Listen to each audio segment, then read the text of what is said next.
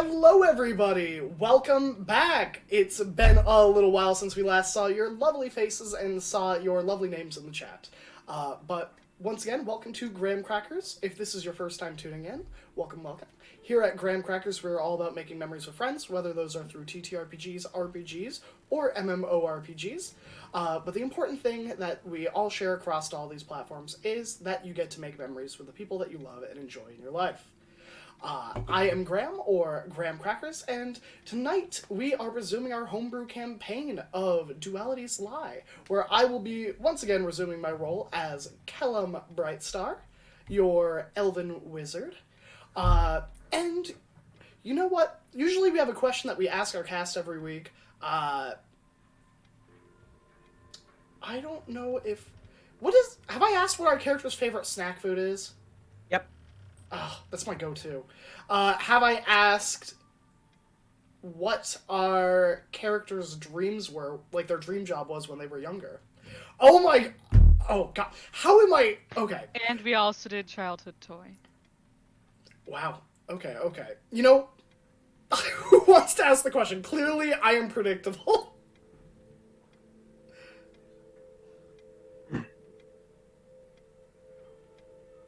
What is your character's immediate thoughts on the past 24 hours? I think that's a solid one. Can I get a thumbs up? You'll get something. Or a thumbs down, really. But for Kellum, the past 24 hours have been a whirlwind of a day, ranging from high anxiety to remaining at high anxiety. But, I would love to know from my lovely cast, who are they, who are they playing, and, the answer to the question. So I will hand it off. Hello, everyone. It is I, Kari. I will be playing Wirin Oberon, the Triton artificer, and her opinion, I think, can be best summed up of, they started so nice. It really started on just the greatest foot, and then it went rapidly just dove right to the very bottom. Like that. And she's not entirely sure how that happened, why it happened. It did happen so quickly. And right now she's still reeling from the most immediate hit that they had taken and the many lives that were on the ship and now are not on the ship, some of which may or may not be lost permanently, but many of them were of people that she directly knew and interacted with for many years of her life. So she is still reeling from that just a little bit. Hello, everyone. I'm Dan Darkstride, also known as Jeremy, and I will be playing the role of Lieutenant Elric Freyson. And yeah, probably like the others, his anxiety has just skyrocketed over the last few hours alone, let alone the last 24 hours.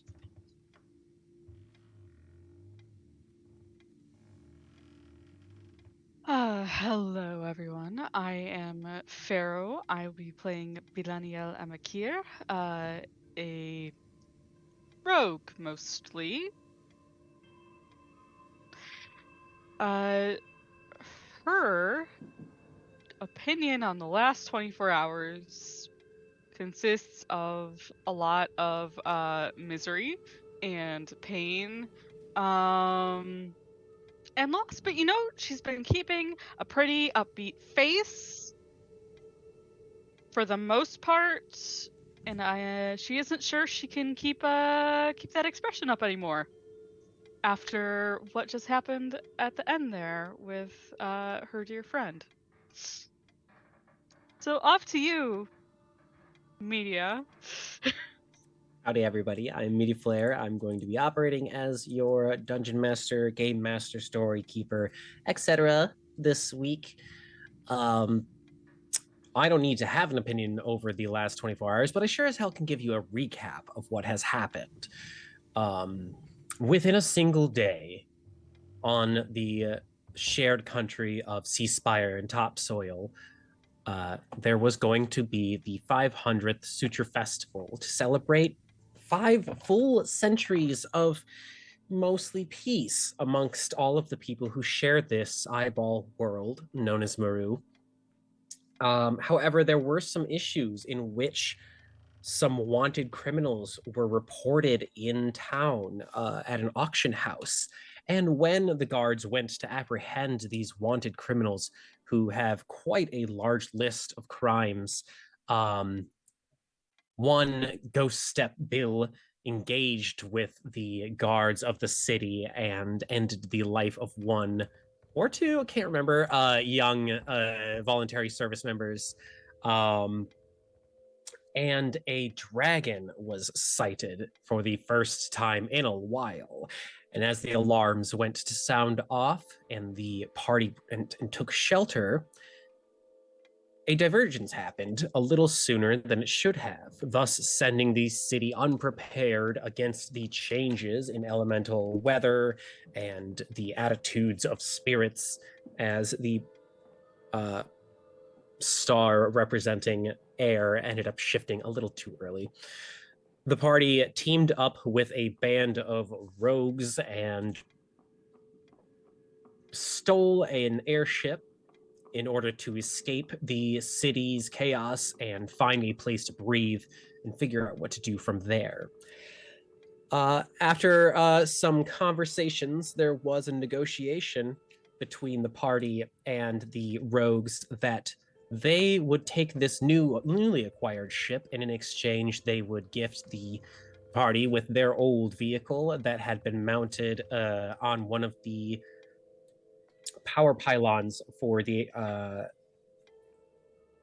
can't remember the name of the trains right now, but for the trains that travel around the world. We last left off with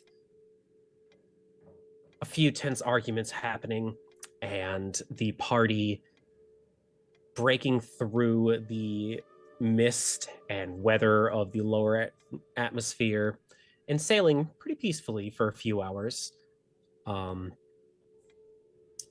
Eventually, the LaRue at the helm would let the party know that they are arriving at their destination. I did ask last week for some ideas of things that the party would be acquiring from this ship in order to transfer over into their new one when they arrive, so we can sort that out now before we land. What has Callum been stripping off of this vehicle? Oh, perfect. So Kellum would be stripping off this vehicle rations, repair materials, anything used to maintain a flying vehicle while it is en route elsewhere. Whether that is, charted maps or, repair materials and rations. That's kind of what Kellum is gravitating towards looking for in the hold. Okay. But he would also chat with our anonymous worker friend if there are any things that he thinks we would need, or that he requires if he has any special accommodations. Well, in all honesty, the only answer you'd probably get from that person is that the thing that they would need most is to be able to go back to their home alive and unkidnapped. Fair. Fair, valid. Yeah, so I think that is kind of the priority. If there are any arcane devices on the ship, I'd keep an eye out as well. Okay. And what about the number one, Elric? What would you be looking around for? Well, I'd have to say he probably would assist Kellum in taking what they could from the ship as far as rations and repairs. I think also any sort of munitions, whether they be arrows or ammunition, such as like actual rifle ammunition or cannon. Have we seen? Did we make it to the new ship? If you were to stand on the surface of the top deck and look out through the mist, you can see the pylon for the train, though the ship itself isn't exactly visible, but they did let you know that they are getting ready to land so that y'all can shift over. All right. I think then upon seeing the ship would give Elric a bit more to go off of as far as defensive capabilities. But if the intention is to go onto this new ship, you would want to prepare its defenses and offensive capabilities as far as they can be with the materials on board. Okay. What about Moiren? So, Warden was looking for medical supplies, clothing, especially for changes for Gus. But any sort of spare clothing, I guess, potentially, again, spare metal, just general metallic goods that people are using, because she can use them to make other things, and generally raw materials like that. So if Callum was already getting like repair tools and such like that, she would just be acquiring sort of raw materials that are good for making general repairs, and then primarily medical supplies, because someone else I think was also handling food and rations. So Okay. And then Bilanier? I believe that she was just looking for. I think she took a spyglass, if I'm not mistaken, and like a yes. navigation, navigator's tools. And then otherwise was content to withdraw with some of this that was happening. I think she saw Elric and Kellum running around and grabbing like rations and stuff, and she's like, "That's handled. I'm gonna sit Just here and like look into the horizon." so I'm gonna That sit seems here like and just think a while, yeah, be alone with my thoughts. just have a long think. All right. So the party spends a few hours grabbing some essential items. I'll say that the party managed to find enough rations for everyone for a week. There would have been discovered a cartographer toolkit and a navigator toolkit. There would have also been, flipping back and forth, a carpenter's kit and a smithing kit, as well as a pair of a box full of small stones used for those that have the capacity to cast mending. In terms of munitions on this type of ship, there would be some pistol and rifle ammo left over from the people that got dumped off the side of the ship earlier. So I'll just do a random roll for that. Okay, so there's about 27 crossbow bolts and 47 firearm rounds. There are also 6 ballista bolts that are bundled together in a small wooden crate. Well, small for a ballista bolt size. There is a healer's kit, although it looks like it has been used before. There are only 2 charges left on it. In terms of clothing, there are some like casual common clothes that are on the ship. Probably 2 or 3 full sets of like pants and shirts and all that.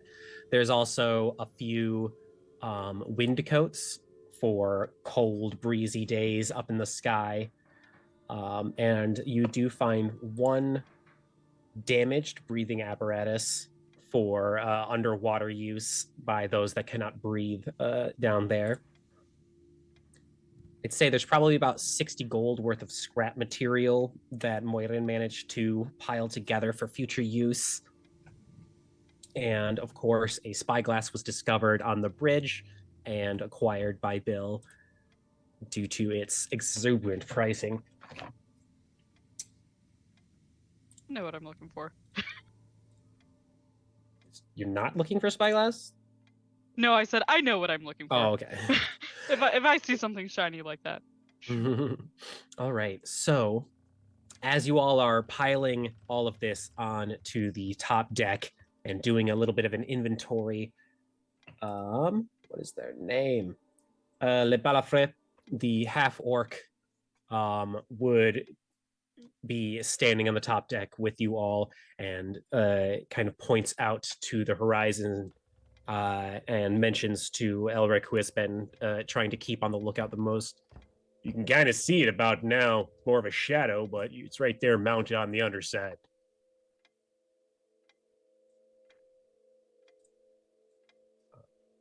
And Elric, as you look out, you can see a shadowy outline of what looks like a large insectoid-shaped ship that is mounted on the side of the pylon, much like a cicada on the side of a tree, getting ready to shed.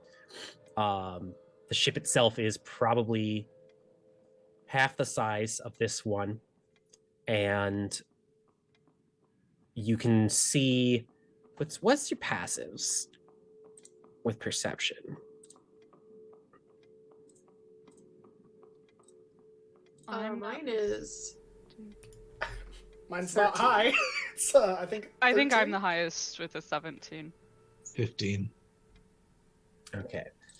So you can also make out what looks like some sort of artillery device mounted on the back of the creature vehicle. What type of weapon it is undeterminable at this range, but it does look like here in a few seconds the ship is going to break back through the mist and try and land itself.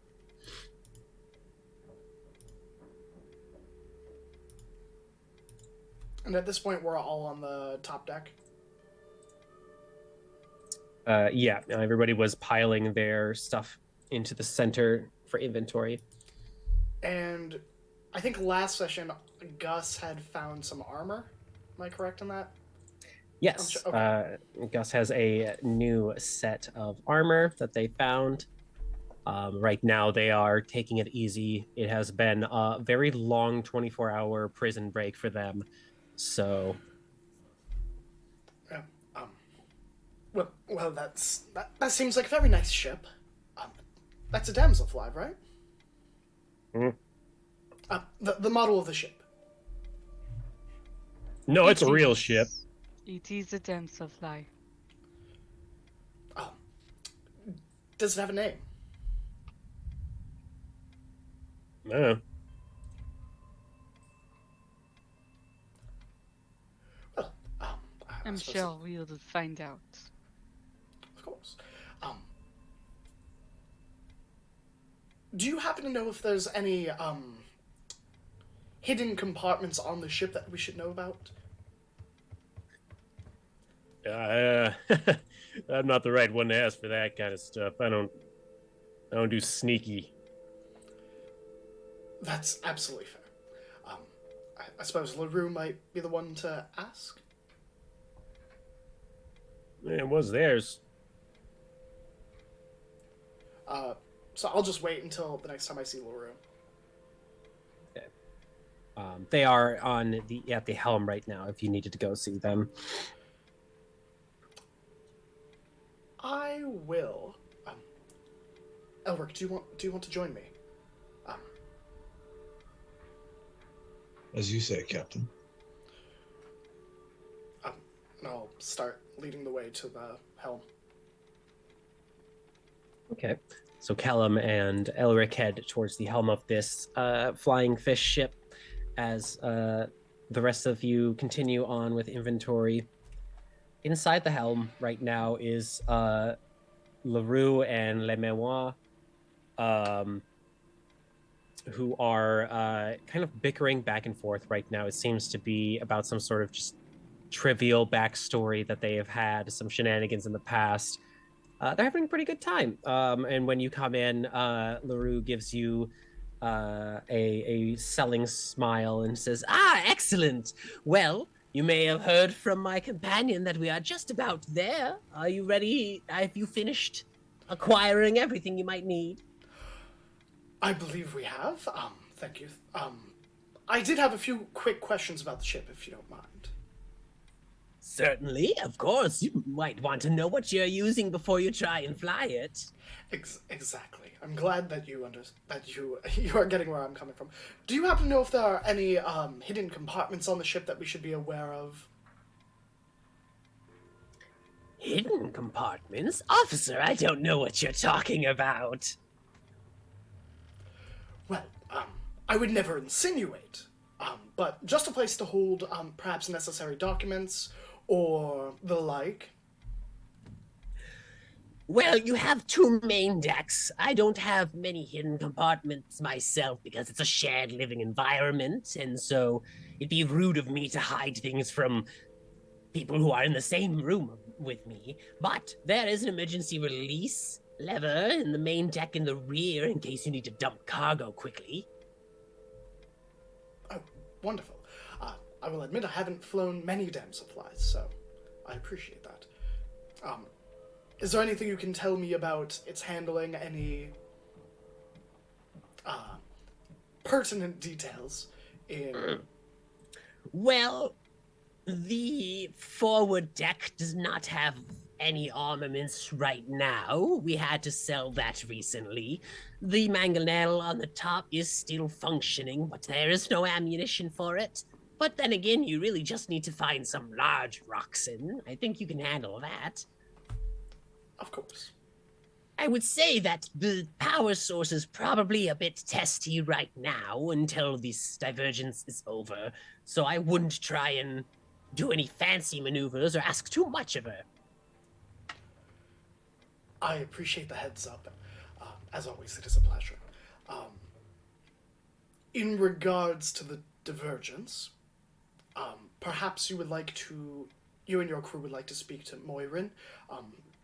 I will point out the window to where Moirin is. She was doing some research on this particular event, and may have some lucrative information for you if you'd be willing to negotiate. When you say lucrative, are you talking about physical wealth or a wealth of knowledge? A wealth of knowledge. I don't care then. It's not a priority for me. Wonderful. Outside the door, you see Murin with a clipboard, and she is dutifully taking an actual inventory of what they have. Also acquired good one grad. clipboard. Exactly. She absolutely stole that from the quartermaster's log. She's like, none of these people are using it. That's mine now.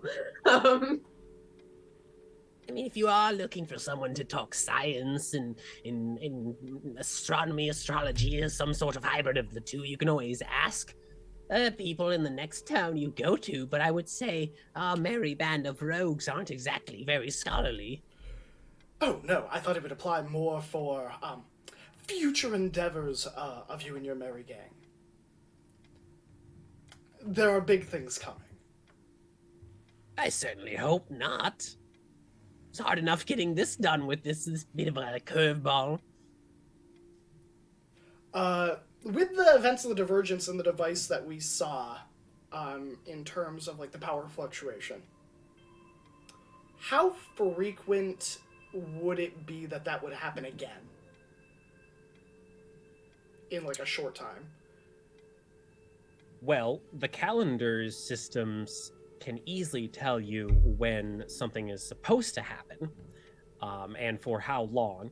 Typically, for multi-century living beings who have seen divergences before, they usually last 1 to 3 days at most. Depending on which way they are spinning in the skein, it either creates a lot of intense chaos or a sudden dip in power and energy. So when the next one is going to happen. If you have a calendar or really good religious math, which is a weird combination of words, it's to be determined. Okay. Well, I guess I will offer a nod. Well, it was a pleasure doing business with both of you. I'll kind of just see myself out. I do have a request. If you could do me a favor and remove the name off the hindsight of the ship. I don't want people thinking that you are me when you are out there doing things. I do a lot of hard work keeping my records straight. Oh, absolutely. What is the current name of the ship, if you don't mind? You asking? It is called La Rapide. Oh, a lovely name. We'll make sure to change that as soon as possible. Fantastic.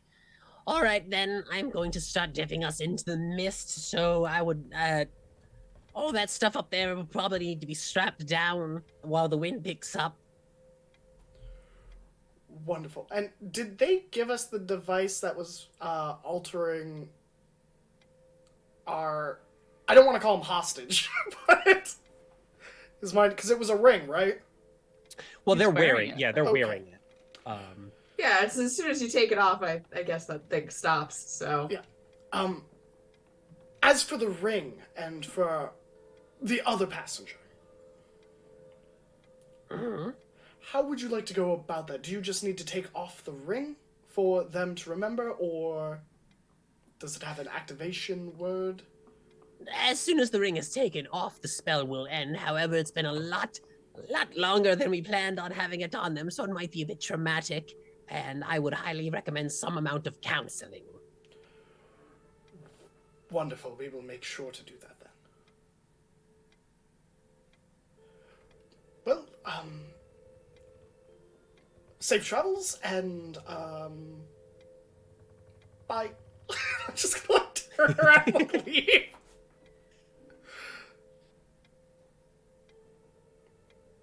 Unless there's anything Elric, wants to bring up. Is it just this one person standing in front of us, or are the other members? LaRue and Lememois are here. That's the gnome, the leader. And they weren't wholly introduced, I think, because they were quiet. So Elric, I think, before leaving, would just hold out his hand I apologize. I don't think we were properly introduced. I just want to thank you for allowing us to use your ship. You are more than welcome to profit off of our successes. If you need any assistance loading things up, Lemois would be willing to assist you. If they're willing, I don't want to be any trouble. Well, normally I don't do much unless we have to talk to people in public, but, I, happy to help, I guess. Thank you.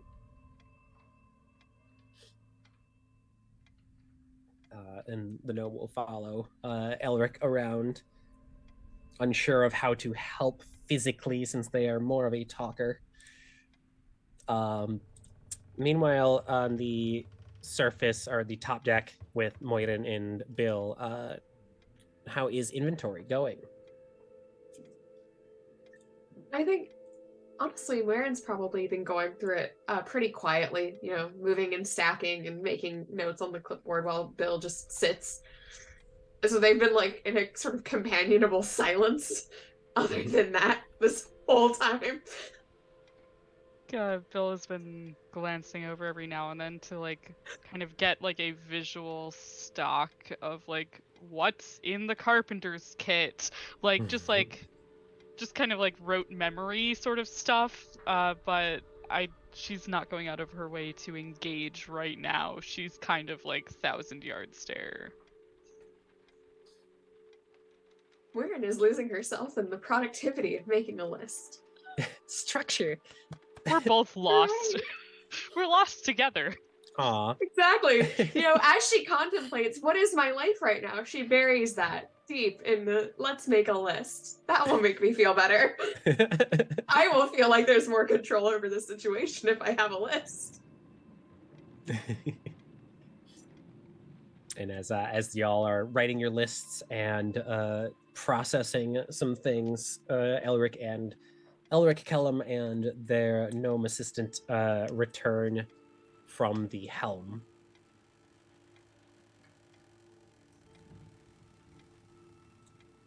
Oh, welcome. And stops, waves brightly to all of them. Hello. How goes the list? Oh, it's wonderful. And she shows off her clipboard, which is very nice, very neat. It's really orderly. Looks like one of those that your actual quartermasters made. It's quite nice. Very impeccably written. I'm one of the primary note takers for Professor Thizzling. Well, it clearly shows. I believe we're ready to disembark and begin unloading onto the Damselfly. Mm-hmm. Does anyone have a preference on a name for the ship? Because we will have to rename it. We can work that out once we're out of here. Yeah, I think that's a good idea. Wonderful. Name's not really quite important this instant. Oh, I'm going to need to... And she starts shifting things around into, like, piles that could be individually, like, picked up by, like, one person. For quick and easy disembarkment. I guess I'll grab move one. over and start, like, yeah. She'll start, like, grabbing, like, straps of bags and then just move over to the side of the ship, and even if we're not like quite docked, just kind of step off into the air and whoosh, down. Assuming we are in relative close proximity and I'm not gonna be like a mile behind. Okay. But if we're close. Last message was we were about to descend back into the strong winds and mist, and it may be wise to strap some of that down. Yeah, I'll hold on to it then and wait until we're like 100, 200 feet away. All right. You do see that as the ship is descending, the half-orc kind of grabs onto the gnome and wraps a little leather belt around a handrail on the side of the ship and looks over at your piles of items and seems to do their own mental inventory. Oh, we're about to dip into the suck. You ready for that? And Weirin has been, like, tying or at least securing the things close to, I guess, the more solid part of the rails. Because that seems like I don't know if it's a railing or, like, a flat, short wall along the edge of the ship. It looks like it looks like a skeletal structure of a fish. So thin barbs of wood that are stretching out in handrails. Gotcha. So yeah, she's securing what she can under rope and netting, and then also securing herself similarly to them as she gets the notice that we're going to be going down into wind.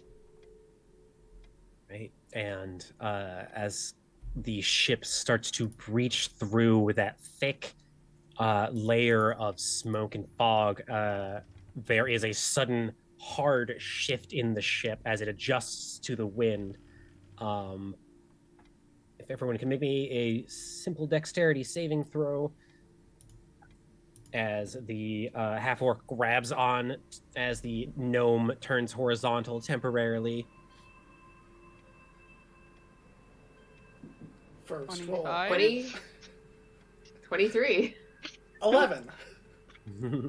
10. Yay! The girls are ready. The boys are not. The one thing I'm good at. I'm not. The two trained military air soldiers are knocked on their bums momentarily. Not enough to fall off the ship or lose any supplies, but enough to be a bit winded as the wind picks up. And the fins of this flying fish start to rattle and shake to the intense pressures, and you do feel the lurch as the ship makes contact with the water, which is a bit rough right now, but it is not the worst. And eventually, as the ship itself starts to come to a stop, immediately Le Balafre grabs a grappling hook and rope and throws it over to one of the legs of the insectoid ship, which is currently mounted essentially vertically, and starts to strap or secure the two ships together so that they aren't drifting apart. All Yeah, at right, this well, point, welcome home. All right. Well then. And she'll actually start assigning out like stacks. So she's gonna give one of the lighter ones to Kellen. I will And send him cast over. Mage Hand. Exactly. She's like, after evaluation, this is what you're capable of carrying. And similarly, she's gonna have one of the heavier loads to Elric, and she is also gonna take one of the slightly heavier loads herself and cart stuff over to the new ship. All right, so we'll start with Bill, since they have the power of flight as they head towards this Damselfly, while some ropes and planks are getting set up for transport. The top of the ship is similar to just a simple open long ship, a spine of an insect with a open deck. There's a small C ring of soft seats on the far end of the tail, and up on the base of the neck of this insectoid ship is a mangonel, a type of catapult, with some sort of rotational device so that it can angle itself in 360.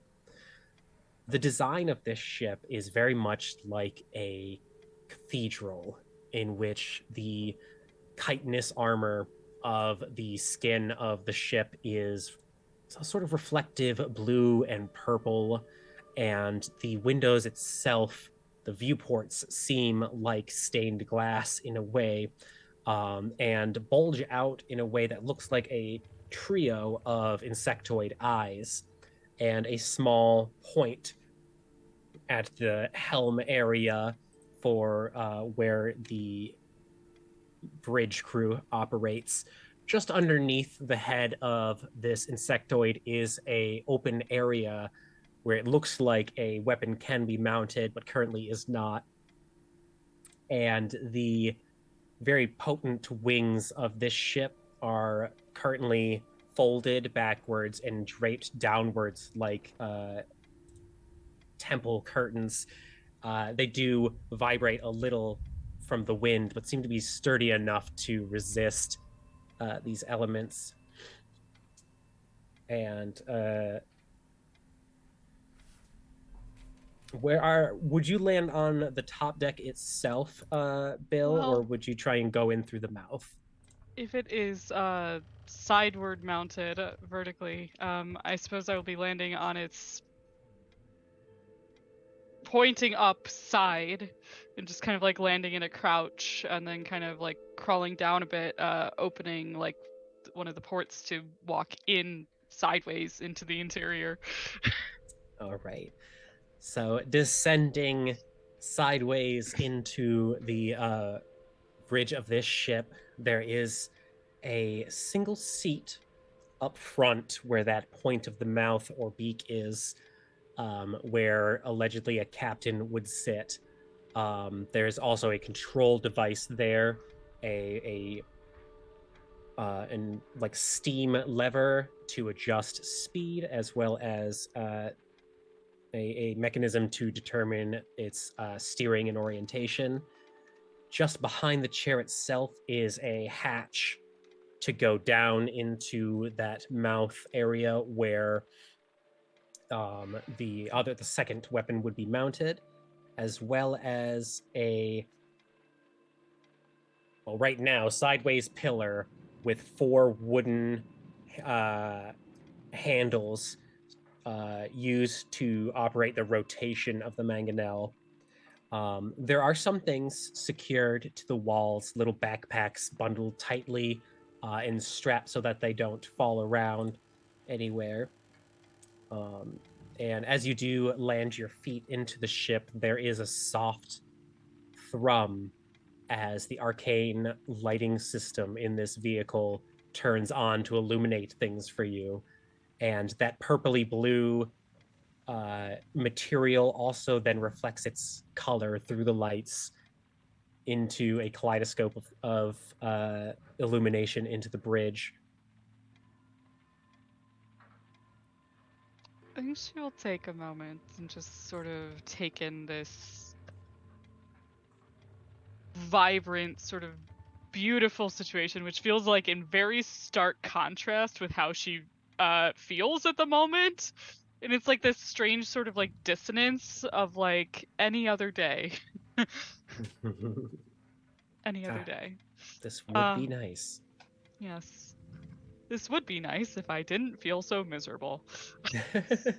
And she's gonna kind of like reach up and kind of massage briefly at the side of her temple before she sort of heads on deft feet towards the like cargo hold and starts putting in these 2 packs that she was carrying, and then making her way back out to kind of lift off and head back up for another round. While Another you are round of unloading your stuff, groceries. did you want to open up the main deck for people or let them climb in on their own? Yeah, I'll leave the doors open. Okay. So the just behind the C shape of chairs on the top deck, the back of the Damselfly opens up like a loading ramp and creates a slope for the rest of the party to walk on without too much difficulty.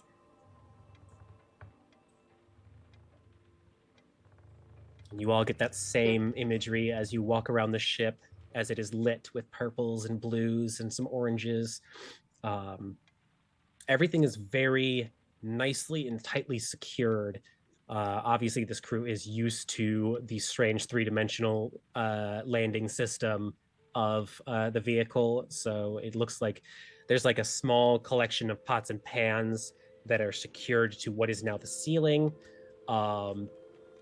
The bedrooms all have bedrooms, it's just 6 cots in the main deck area, which is where the cargo is getting dropped off right now. All of the cots now sideways have their personal effects strapped on the underside nicely. It's somewhat easy to tell which bed belongs to who. There's like an aesthetic per person. And it looks like the cargo hold is mostly empty beyond basic repair and food and personal effects. After making sure that Gus has also gotten properly oriented, because I feel like as a blind person, the 3-dimension is an extra little bit disorienting. So once getting him settled, as he's probably helped carry up the last of the stuff, Weirin is fascinated by the ship, and she is oohing and ahhing over how they've managed this tight but efficient and interestingly oriented space. And she's got like ideas running in her head, small inspirations, but she's just sort of like walking around and just putting her hands all over stuff. Would you like to give me an Arcana check while you are checking out this lovely device? Absolutely. So that is a 18. Okay. So it does seem to operate quite a lot like all of the other shared tech air vehicles. In the center area where the stairs ramp up to the top deck and then ramp down again back towards the secondary main deck, aka the bridge. There is a hatch that you can see through with the stained glass viewport, that there is a small air elemental housed in it as a power source. It's currently violently swirling around and crashing up against things in its own little baby tornado hurricane. You ascertain that is the source of propulsion beyond the wings itself, which seem to be more for maneuvering rather than actual thrust. The ship itself seems to have a little bit of a magical enhancement on its hull to help resist against weathering and small elemental damage. It's all pretty fascinating. From your experiences with tech exchanges, you would know that this is New Krugopolis technology and design. It is their trademark to build insectoid and bat-like vehicles. Excellent, excellent. So she's probably muttering stuff to herself, like something to that effect, like, "Oh, Krugopolis has really outdone itself this time," and then probably cooing at the air elemental, like, "Oh, that explains a lot." Like, well, that's why they said that this is going to be difficult, and we probably shouldn't move yet. That would be why. Currently having a meltdown there in its little chamber. Delightful. So yeah. I guess that she'd also try and figure out, so she looks to the rest of them. So, where are the rest of you going to be? And she, like, points around, I guess, at the cots, like, who wants what? What are the aesthetics of these cots? Because you did mention they have different ones, so. So, one of the cots, which is pretty obviously LaRue's, is mostly just makeup kits and costumes, and a trio of masquerade masks all bundled underneath their cot. The cots themselves are made out of some sort of like shedding of a reptilian, stretched over some metal framing to create humanoid-sized bedding. 3 of the 6 of them are for medium-sized creatures, and the other 3 are for smallies. Of course, LaRue's is a small one. Le Manoir is the most plain of all of them, is also small. And then there is a somewhat empty cot that does have a few personal effects that is safe to assume that probably belonged to Parksy at some point years ago when they were bouncing around with these people. Le Balafre's cot is covered in war trophies, some trinkets from around the world. There's a halberd strapped to it, lining along the rail. The most strange of the cots being Les Savoirs, which only has a small little coin purse sized container strapped to the underside. The designing of the cloth around it a bit foreign to anyone upon first glance. There are strange arcane markings chiseled into the cot's framework itself. And there is a small tear around where, like, the head or foot section of the cot. Otherwise, it looks like the cots themselves can be removed from their secured positions in order to make more cargo space. But it looks like currently it's designed in a way that they didn't expect on getting too big of a haul. How cramped would it be for a medium-sized, or a medium-sized creature to use the small cots? Like, is that a super cramped situation? I'm thinking like for smaller people, like wherein she's only like about 5 feet. It would be How like an cramped is adult that? laying down on a race car bed. Okay. Yeah. So again, like as a 5 foot tall person myself, I can lie in a race car bed. Is it the most comfortable? Probably not. Are any of the smaller ones located near like the edges of the room, like with a back to the wall or like a side to the wall? Or are they all So, kind of like in the center? Essentially, of the room? they're all side to the wall. Okay. Since picturing a damselfly or dragonfly, it's that long butt section of the bug, Okay. and it is just along the sides, 3 and 3. I think in that case, Kellum would opt to take a smaller cot because he doesn't necessarily need to sleep. He just needs to enter a reverie. That's what I was thinking. So, all he has Bill's to do gonna is kinda sit. glance. Bill's gonna glance at you as well and be like, "Can you take that one? I'll take that one." And she will gesture for you to please take Parks. this l'agent Parksies. She Yeah. doesn't want that one. Yeah. Please. Before Kellum does, touch any of the beds, I'll ritual cast Detect Magic.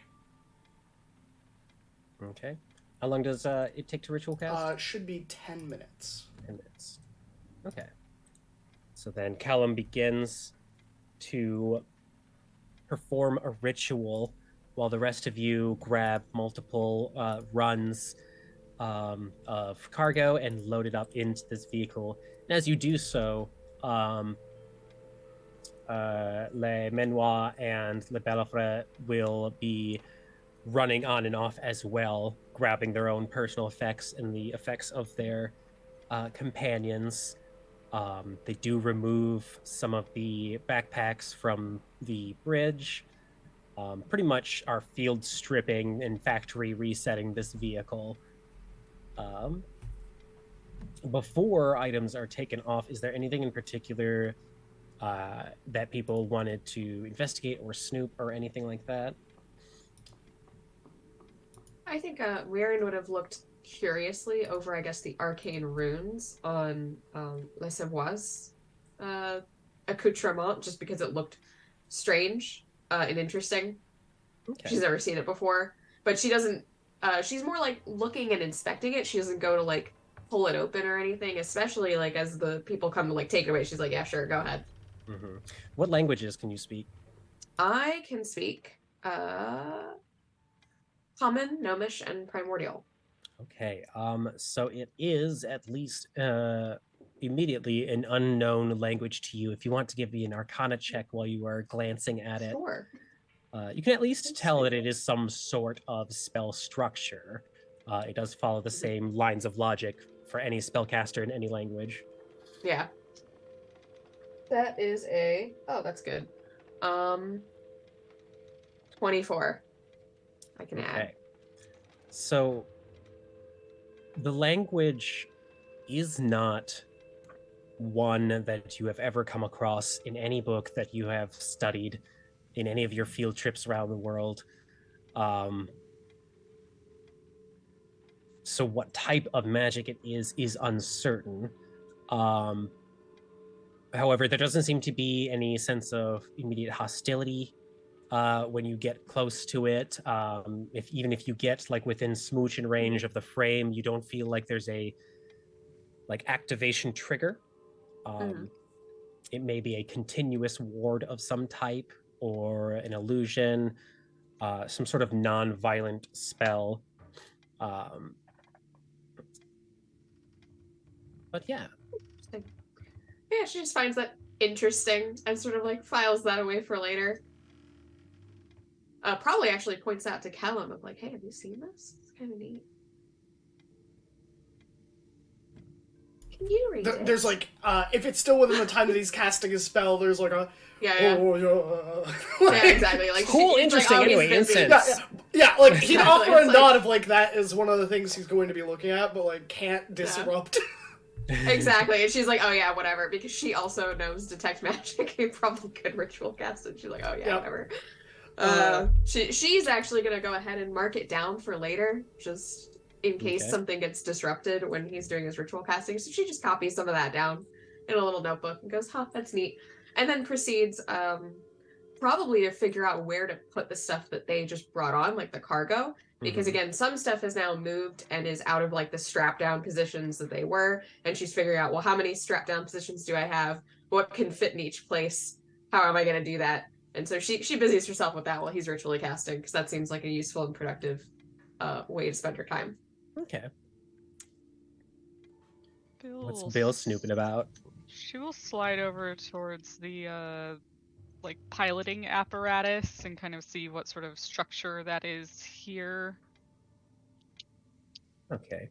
It's very familiar to you with your experience with airships. The control levers itself set up in a way to give signals to the air elemental on how much power it needs to be expelling. The steering device allows for both lateral and vertical movement. You can see that even the chair itself, where the pilot would be sitting, does not have the traditional dip of someone who has sat in this chair for like 10,000 years kind of deal. This is a very new ship, which is nice because at least the chances of needing to do maintenance on it is very low. All right. And then I shall sort of start swapping any like kind of flips I need to turn on, like whatever like stuff's going on this arcanish dashboard or whatnot, to just kind of get a gauge on, because they said that we shouldn't do any fancy maneuvers, right? But I just kind of want to see, like, are we good to take off from here? Is it going to be responsive? Mm-hmm. So at least the lower end power that does not need too much easily comes on. Displays are being read to you. There are weather warnings, of course, that blip on right away. There is a constant power fluctuation coming from the elemental as it is swirling and churning and trying to break out of its housing. If you want to give me an insight check on that, go ahead with advantage because you are a pilot. I like that advantage because it went from a 1 to a 19 on the die. So that's going to be a 23. Nice. So you can tell that the ship would be able to still run, but it would be like someone, like some toddler playing with controls next to you, constantly changing the acceleration or trying to reach on your fucking steering throttle as you are flying. Not only would you experience the turbulence of clearly the weather conditions, but then there would just be turbulence that's just being created because of the air elemental going absolutely insane. So it's double turbulence. I will kind of reach into that navigator's pack and pull out whatever like map I have that I might be able to sort of like figure out where we are positionally and then how many days it's going to travel from here to a safe port of origin, perhaps. So like, can we remain here for a day or two while we're waiting for this to settle, or do we need to start going so we don't run out of rations? Excellent. All right. So as Bill pulls open some maps and charts to try and make a plan, Kellum is continuing their ritual. Where is Elric about? I would say that Elric is most likely just hanging out with Gus, making sure that probably putting him on a cot or something because they dangle, and if he's gonna, be thrashed about, at least he'll be swinging nicely. But yeah, other than that, I think Elric is trying not to have his own little panic attack with all these, with the weather outside and being in a tiny confined ship. Mm-hmm.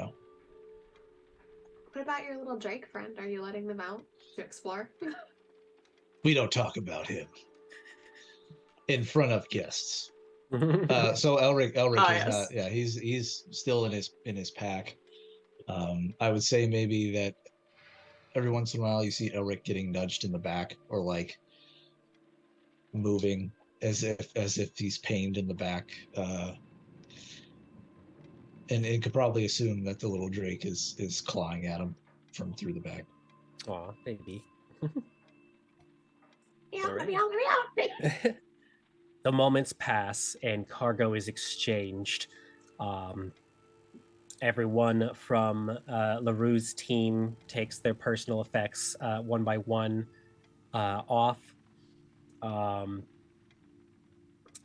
When Kellum finishes their detect magic spell, let me look at the ship again. All right, you have 1, 2, 3, 4, 5 different pings of magic coming from the ship itself and things that were not brought with you.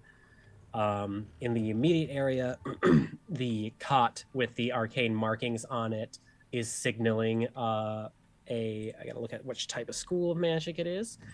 The ship's outer shell gives off a magical aura as well. The power source is a magical containment field of some type. And there is magic coming from the bridge itself.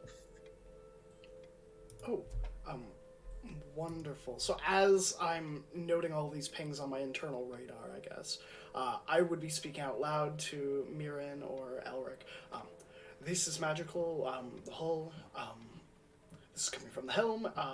That cot. And as I'm waving, because I de-summoned Fizzle, I will summon Fizzle back. Okay. Little weasel. Familiar? Just. And I think I can summon him up to 30 feet from me, so I'm just going to summon them maybe on Mirren's shoulder. There is a momentary shriek of sudden rodents. Oh, sorry Oh, about that. so did that. Where is he? Oh, she's know- like, I'm so sorry. No need to apologize to him. Then they probably deserved it.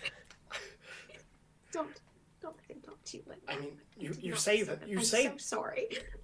You say that, And but- she gently then puts the weasel down somewhere. It was like, Jesus Christ. One day you're going to Gave task her a them. heart attack. One day you're going to task them with keeping an eye on a spellbook, and they're going to tear the pages up. Just you wait. And that's why you don't keep spellbooks, you keep it all in here. And she just shared a look with Fizzle.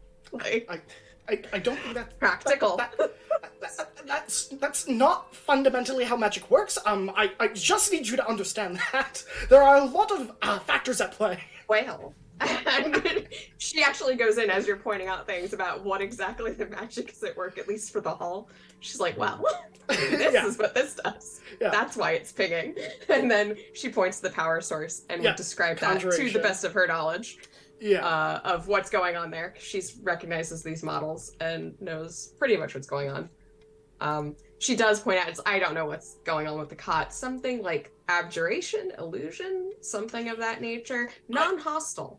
I could take, if I take 10 minutes, I could probably tell you exactly what it does, but that would be 20 minutes of me doing very little. I'm sure it's not hostile, I can do it any time, perhaps now's not the best time to do it, but perhaps later. And I think I will be walking towards the cockpit at this point. Can I clock in the distance that Elric's having like a meltdown? Is he having a meltdown? Is that like visibly clockable? Elric, where are you having your meltdown? Are you still in the cargo butt, or are you up in the bridge? Yeah, I figured he's still in the cargo hold. I mean, the Damselfly is like long and thin. Can I like see down the length of it though? Unfortunately, no. So there's this. So at the bridge, there's a staircase that leads up to the main deck and then back down to the butt. So there is a like middle section where the power source is that blocks view from the living area, Okay. cargo, and the bridge. Mhm.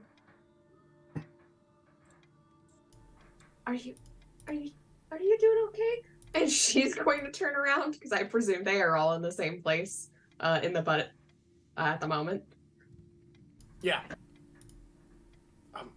Is everything all right, Elric? Yeah. No, everything's fine. Just when are we leaving? Insight So, check. Like, I don't know. Do you think?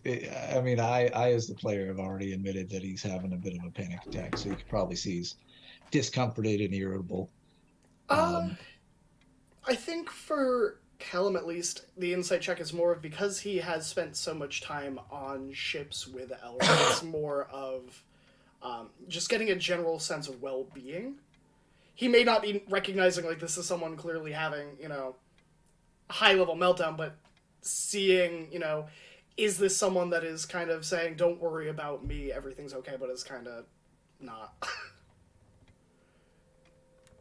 Yeah, I would say again, without an insight check, you can tell, as a seasoned military member who has been not only on airships but all sorts of vessels, land and sea, that he is discomforted, but he's telling you not to worry. More so, just to get through the motions. Like, let's get out of here, to then maybe get someplace safe or a little bit more comfortable. Perhaps moving the ship itself might change the mentality of this character. You want to go up to the top deck? There's windows outside. It makes it feel a bit cramped. This place is, and she like gestures to this very narrow back end and back up top where at least it's circular and feels bigger. She's not sure that'll help, but she's like, well, Oh, I I'll should be up probably. there. You need me? I should probably also get our other added member to the crew.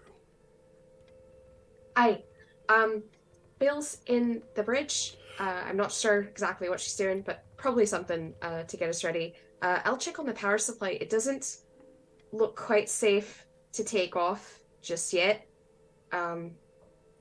It's having a go of it, quite frankly. But I'll see if I can do anything about that. And she's just gonna scurry in the direction of the power source, and see if there is anything that she can do about that. Does Alric speak Primordial?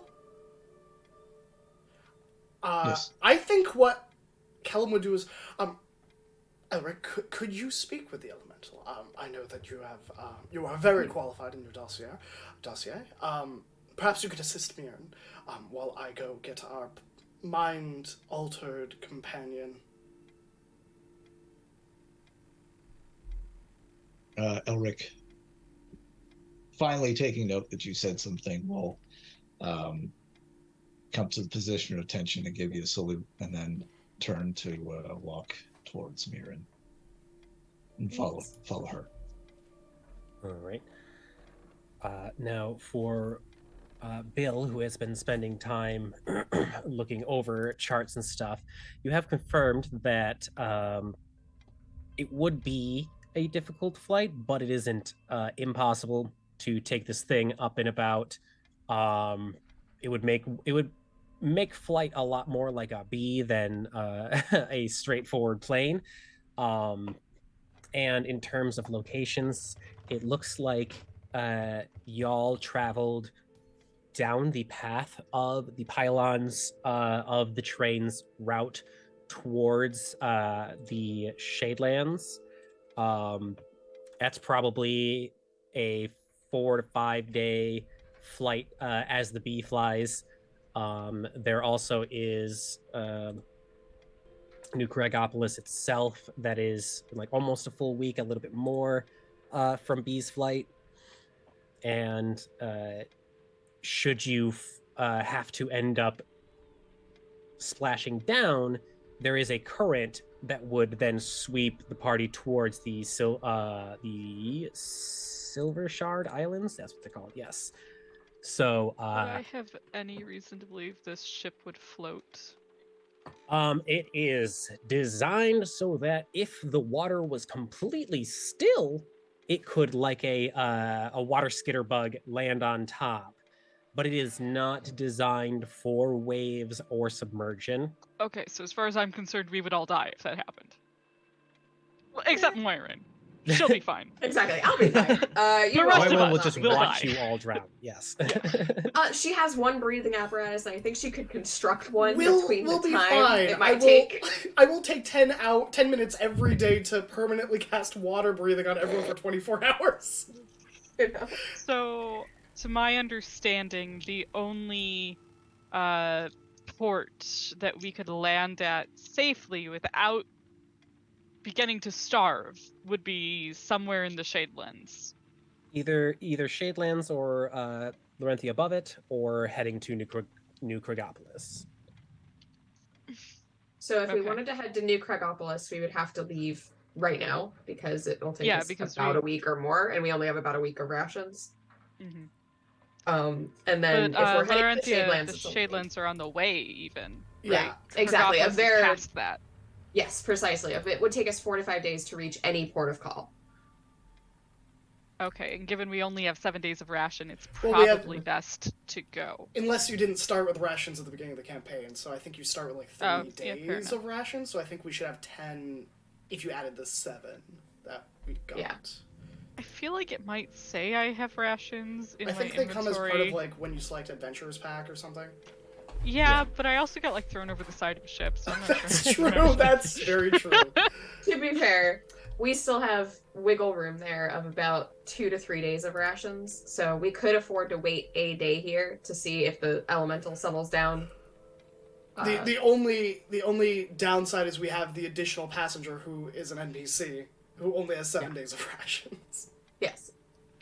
I will start like kind of sideways crawling my way out of the bridge area and up and kind of like pull myself out and onto the horizontal above deck to start like, I don't know if they've already removed grappling hooks, if the planks have been detached, but just like getting this thing fit so it can be moved. All right. Are they done? In terms of personal effects, they are done. They have not separated the two ships, just in case anyone needed to do final farewells or anything. Their mission is beyond successful, so they are not in a rush to get anywhere. Yeah, you would proceed to get this ship flight ready. And then Elric and Moirin were heading to look at the power mechanism / elemental. Mm-hmm. Exactly, and see if there's anything we can do to maybe settle it down. Okay. I am checking out my spells. Otherwise, Elric, Moirin takes you to this cylindrical power structure in the center of the ship. You can see the viewport leading into a familiar sight, an elemental housing chamber. Usually either air or fire elementals are volunteered for these positions. Occasionally a water elemental for sea vehicles if they need additional acceleration. But the technologists from Topsoil had created other means of aquatic propulsion, so that one is optional. And you say this elemental looks distressed, right? Yes, it occasionally slows down enough to a point to form shapes to then be perceived as a body or face, but most of the time it looks like you are literally looking into the clouds formed around a hurricane. So, as you can see, it's not doing, I guess, great. probably similar to all of us today. What are your thoughts? Examining the housing chamber, I guess Elric's gonna tap on it. See if Ding, ding, ding. And as you do that, the face tries to slash against the housing, but although it seems to be simple glass, it does not break or give in any way. You at least have given it acknowledgement of existence.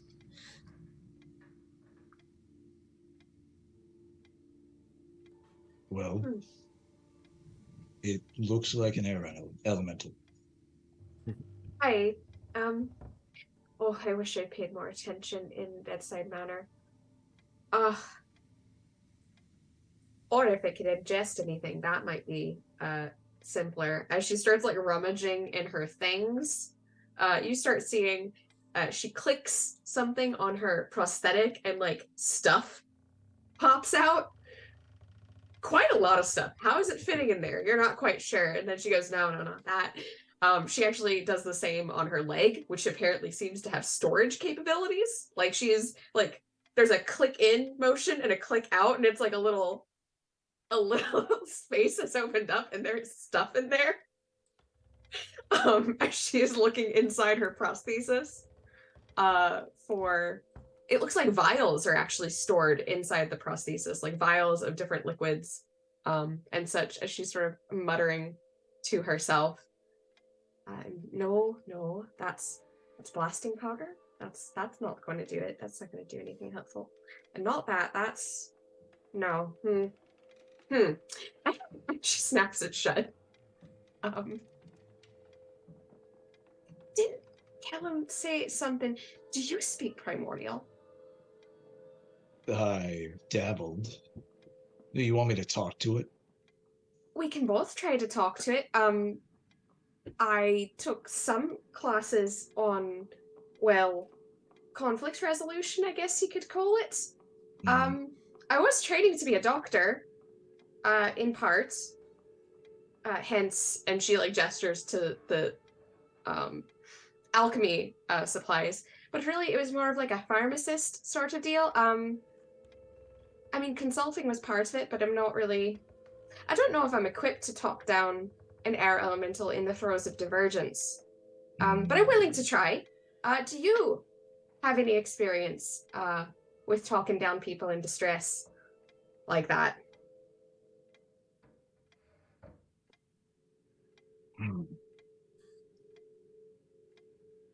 He's gonna knock on the glass.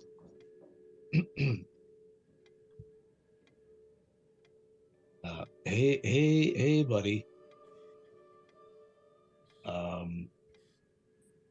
What's the problem? Hot, tight, hot. Is it being hot?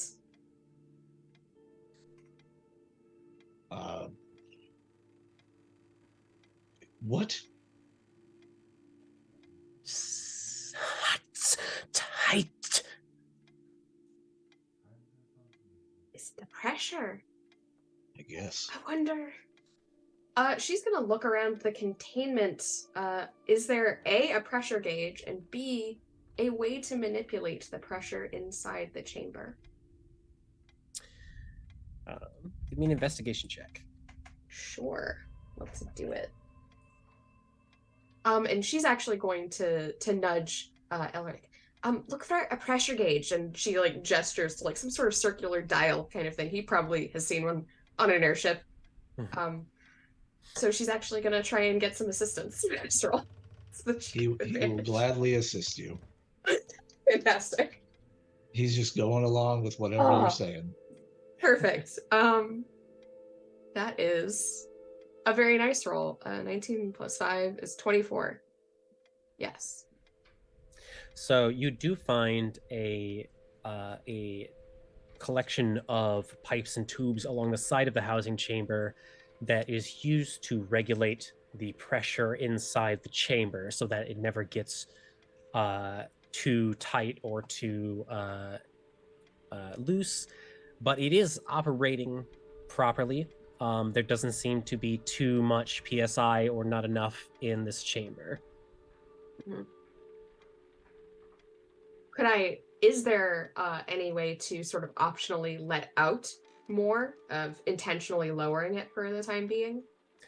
Not necessarily. There is a release valve to open up the chamber, to then let the creature roam, but that's technically, anyways, like manually opening a lid real quick to let pressure out.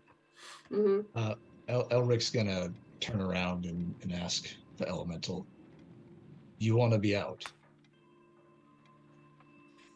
It's too soon. I'm scared. Scared? What are you frightened of?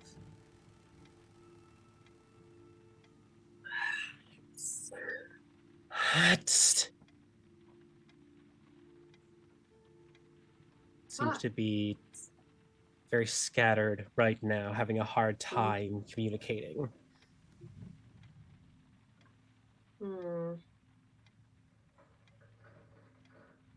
I'm going to try and let out some pressure, but I need you to stay where you are, okay?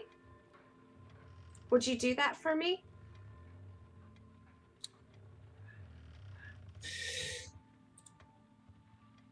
Let me out. I don't think that's a good idea. Exactly. She's gonna shake her head of no, I'm quite frightened we'd lose our entire source of power if I did that. Not sure.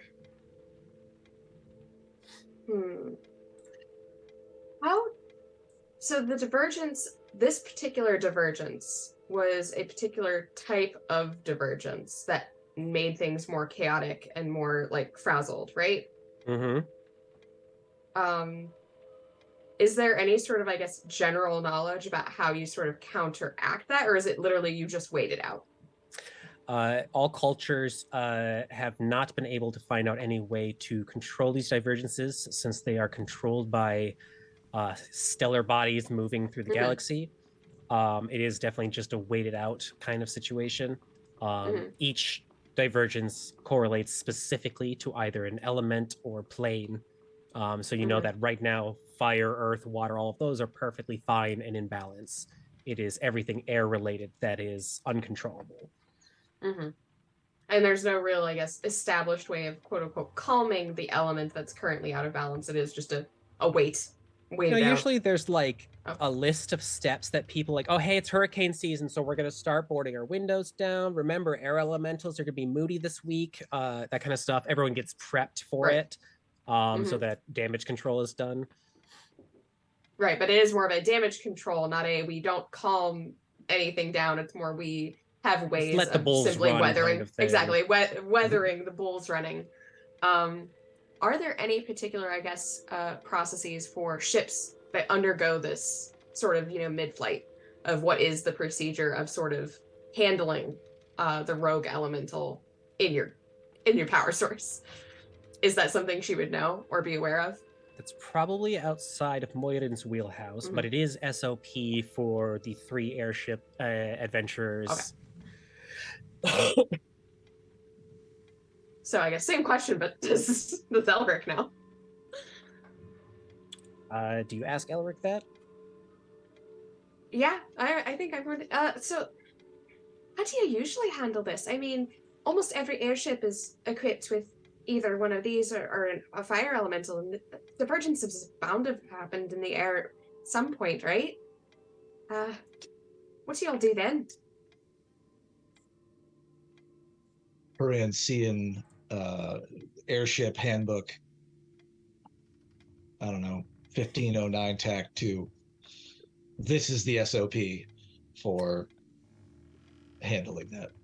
And Elric goes on to explain that the crew components of most ship consist of persons that operate the helm and weaponry, as well as arcane wielders who regulate any imbalance in magical energy. Usually if there is awareness of a shift Either A, an understaffed ship will then dock to wait it out or go into like low speed running modes and stuff, or a collection of 2 to 3 casters would usually use combinations of calm emotions, absorb elements, and or friendship in order to keep things temporarily under control until the ship can be safely landed somewhere. Okay. And of course, she takes note of these and she's like, I should have paid more attention. Like things that she has not taken. But she'll have to bring that up to Kellum, because maybe Kellum has these in his fancy spellbook he just got. And I think we've done all we can, but Kellum might have something that might be useful here. We should go bother him. And she's going to pat Elric on the shoulder and go to find Kellum. Can I be slipping back inside? Okay. So you finished all of your map checking and your bridge powering up, so you are free to roam again and flutter back around the ship. Are we detached from the other ship? Because I think I was going out to check the ropes and such. Okay. So yeah, as you think I was had heading flown back to the around, other you had ship still. removed the grappling hook and handed it back over to the Scarred. I guess so I would be that they waiting could for Callum to get back before I unhooked us. Yeah. I'm so like I'm watching. going to retrieve our mind-altered guest. Yeah, that's a real politically neutral way of saying hostage. But we intend to return him unharmed. We've kept him safe from terrorists so far.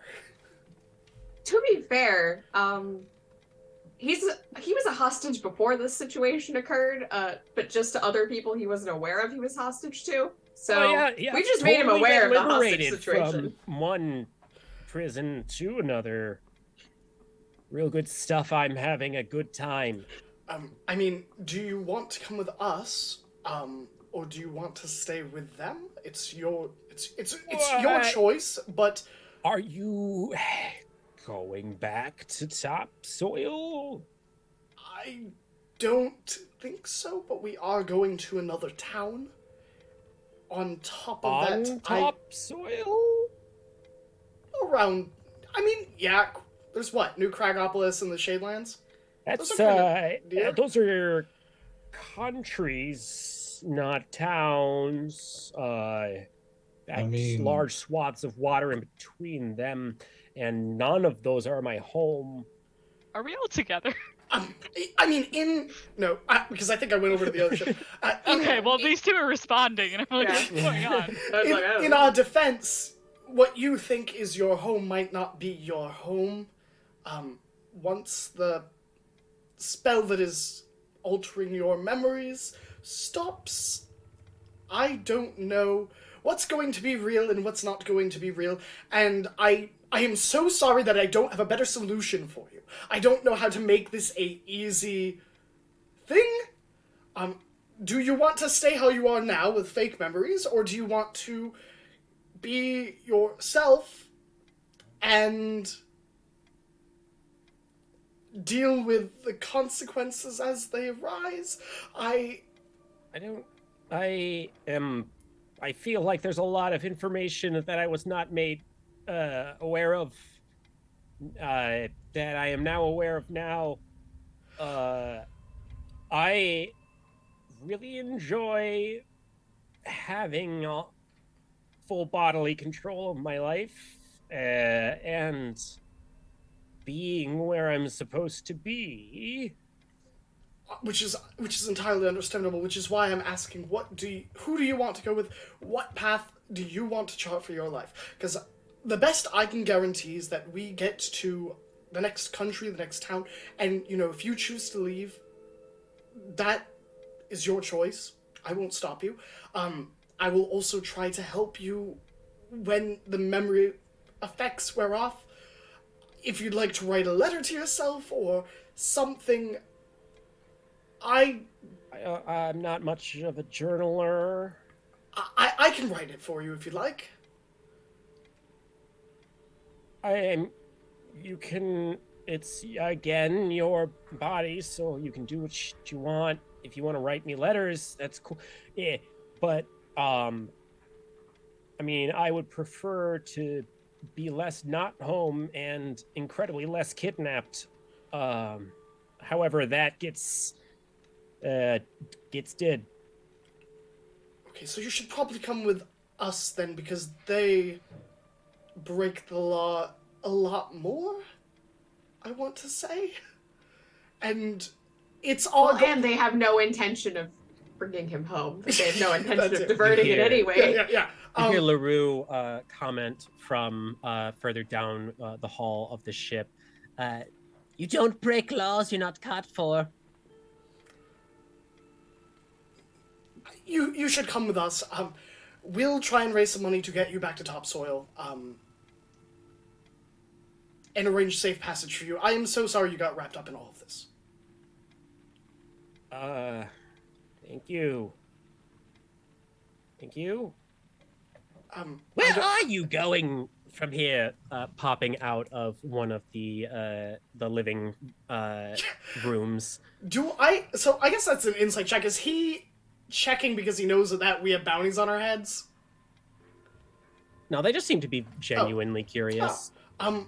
Not sure yet. Either the Shadelands or perhaps the other nearest would be what is its name? Oh, this is Graham as a player. No longer remember its name. New Cragopolis. New Cragopolis, perhaps? Well, I would highly recommend not going to the Shadelands, seeing how it is a shared country with Larenthia, and you would be... that's stolen property if we want to talk about crimes.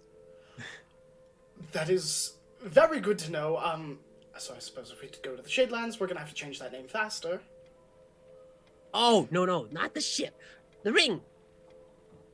That's an invention of Larenthia. Does that name ring any bells? Yeah, that's your home country. Oh, where okay, your okay. family lives. Could also be a person.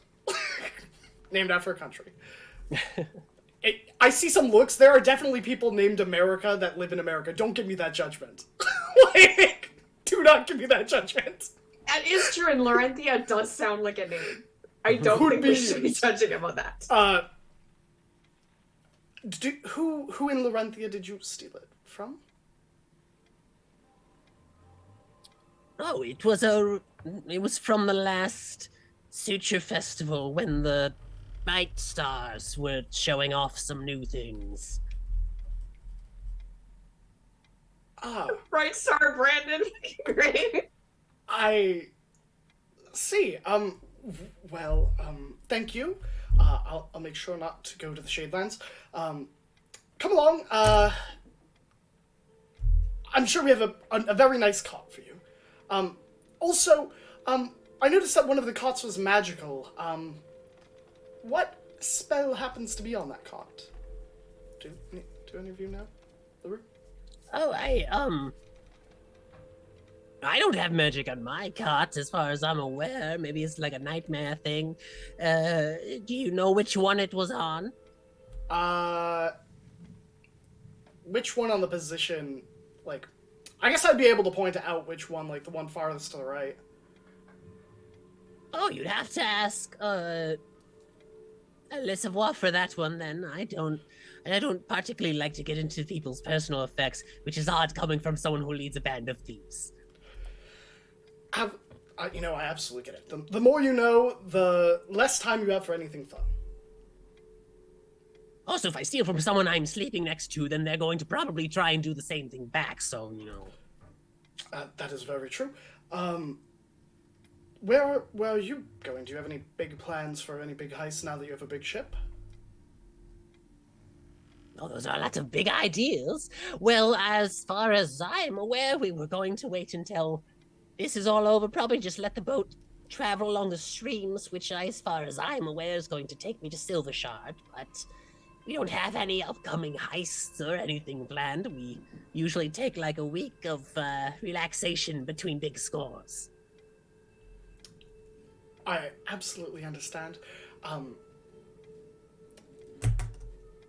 if you happen to be traveling around, if you meet a satyr by the name of Felowin, Star Chaser, please try to let me know. Well, I don't think that it's wise or safe for us to travel to the Dreamlands, and that's the only place I've ever run into a satyr, so I think the odds of me running into your friend Star Chaser is pretty low. But it's not zero. I hope nothing ever is. But, I'm sure we'll be in touch. If we can ever help you, or likewise, don't hesitate to let us know. Oh, absolutely. Now that we have met, Le Manoir knows how to talk to you at any time if we need you. Perfect. Well, have a lovely rest of the day. I believe we're getting ready to take off, so thank you for all your help. And thank you for not being with the other faction what was on the top deck earlier. So it's nice to know you, and thank you for the bounty hunter assistance earlier as well. Anytime. It was a pleasure. And I will set off back to the ship. Okay. With our good old companion, get him settled up in a cot. You see me kind of like crouching atop it, waiting as you're coming back, and then as you head inside, I will unhook the grappling hook, just kind of let it fall so they can pull it back up onto their ship. Yeah, that And look then Elric just had kind of, like, earlier, that's Kellum's look now. It's like absolute distress.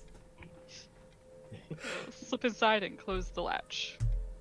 And as you throw the rope back before you slip inside, most of the rogues gallery is on the top deck, and you do see Le Savoir kind of elbowing at Parksy and kind of holding her ears underneath like a chin strap. She eventually like holds out her hands, and a little paper crane starts to flutter, difficult through the wind turbulence. But as you go to shut the thing, squeezing in between the hatch and landing on your own personal effects bill, a paper bird is delivered. And as the hatch is shut and the rope is unsecured, the strong waves and current immediately starts to create separation between the flying fish and the damselfly.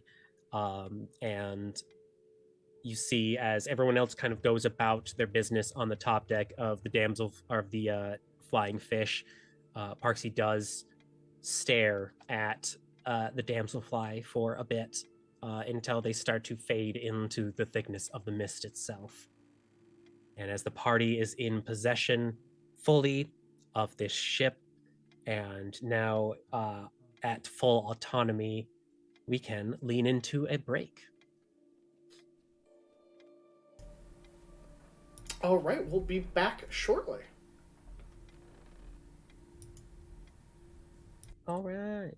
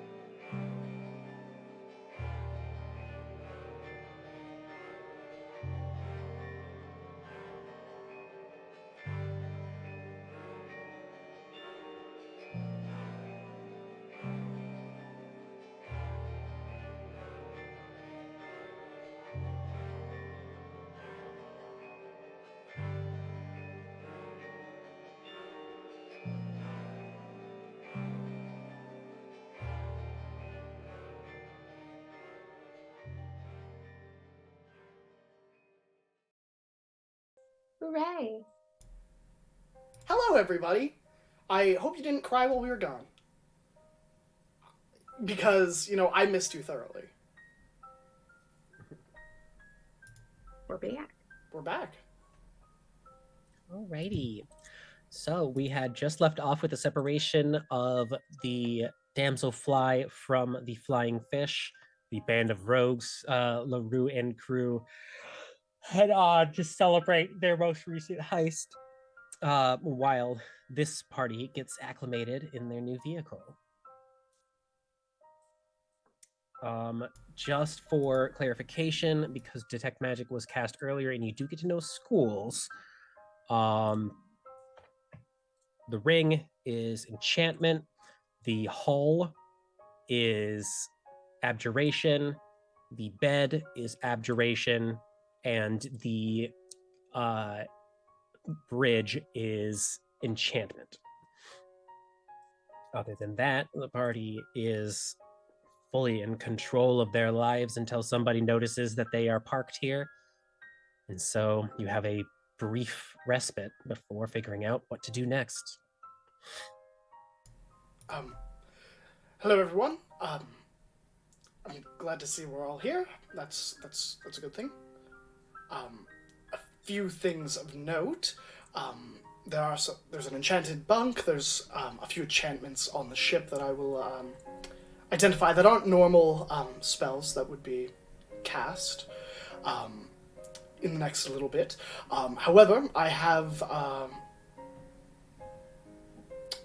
our friend here who I have promised to get them where they need to go as soon as we get where we need to go. And on that subject of where we need to go... Myron, can I see that clipboard you have? Yes.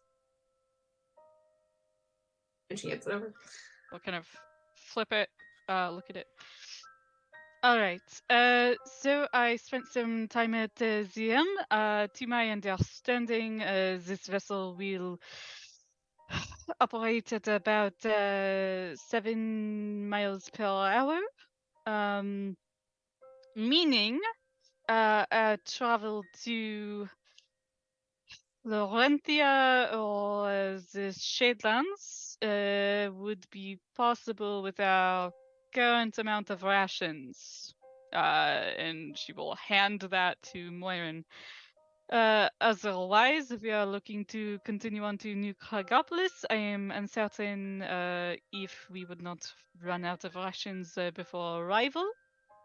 But perhaps we can stock up in Laurentia or deep below.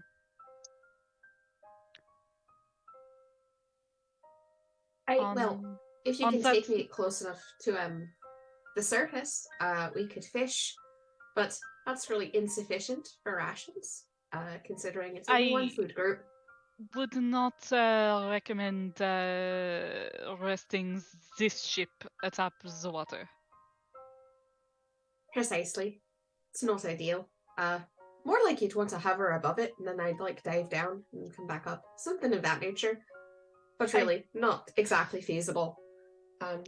Not for this until place. the airwaves calm down a bit. I would distrust on our that note, ability do you to have anything in your spellbook, Callum, to calm a creature or elemental, like your flight book, the SOP that Elric mentioned? Do you know any of those protocols? I don't. Calming I don't. the power source. I don't know any of them off the top of my head, and I don't think that most of them are in the spellbook. I'll pull out the spellbook that I have had, and then pull out the spellbook that I have acquired. I would have to re-review this, but I can suggest a course of action to a elemental. You could suggest it to calm down. That might work. Or suggest it to cooperate with the directions from the helm. that might get us a slightly more stable flying experience in these current conditions? Yes, I could do that after I've had a little bit of a rest. Um, but outside of that, I don't have a lot of resources to calm individuals down. Um, Also, if we could vocalize that it's going to happen, perhaps it would be willing to let itself not resist the spell, um, which is probably, knowing elementals is probably unlikely, but it doesn't hurt to try. Have either of you flown one of these before? Have we? New Krigopolis does not sell any of their creations to any of the recognized militaries, and this is what looks like something fresh off of the showroom floor. So not likely. I've never flown anything like this. Alright, I've had my hand on the wheel of one before. Um, There She is, just kind of trails off through totally, legit means. She has been within one. Yep. And she's going to gesture. If you need to recharge yourself, then perhaps once we have finished this discussion, Elric, perhaps you can join me and I can walk you through the controls. He gives you a nod in acceptance. If you before I rest, I do want to identify. There's an addition to the helm that was magical in nature, and I want to understand that before we take off.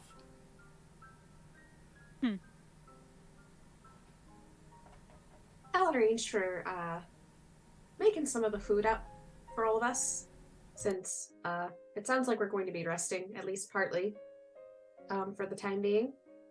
Does that sound good? I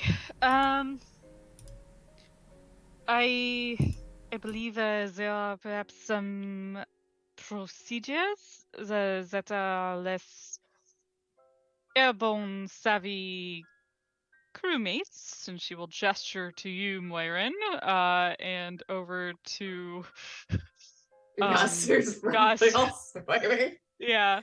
That we should perhaps walk you through in the coming days, hours. Easy things at first, such as perhaps Gus could be taught to load the ballista as this is kind of a shared venture if we are in need of shooting it. So someone will need to load, someone to aim, someone to fire, and I think perhaps he could help with loading. But there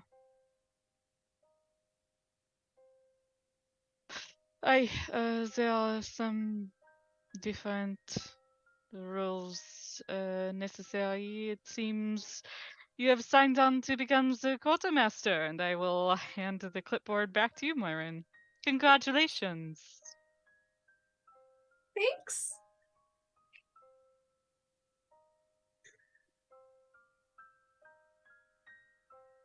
If it's any consolation, that usually means that you are the most popular crew member.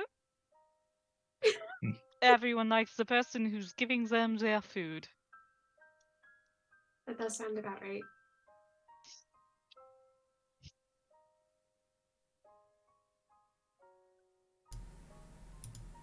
Yeah. Is there anything else we should discuss while we're all here before we get down to business? Where are we going? Well, that's a good question. My vote is for New Kragopolis. We will run out of rations before we arrive. That is what you want?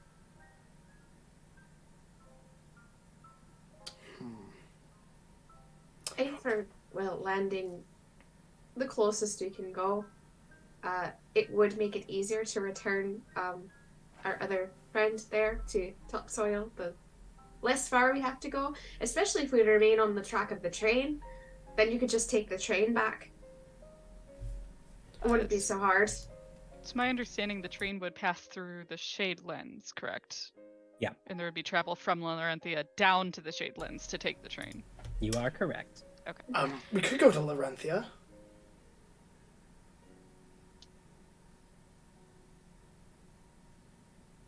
Is that what you want? Are you not a fugitive of Larenthia? I don't have to leave the ship if I don't have to. If the goal is just getting a restock of rations, in theory, we can land anywhere.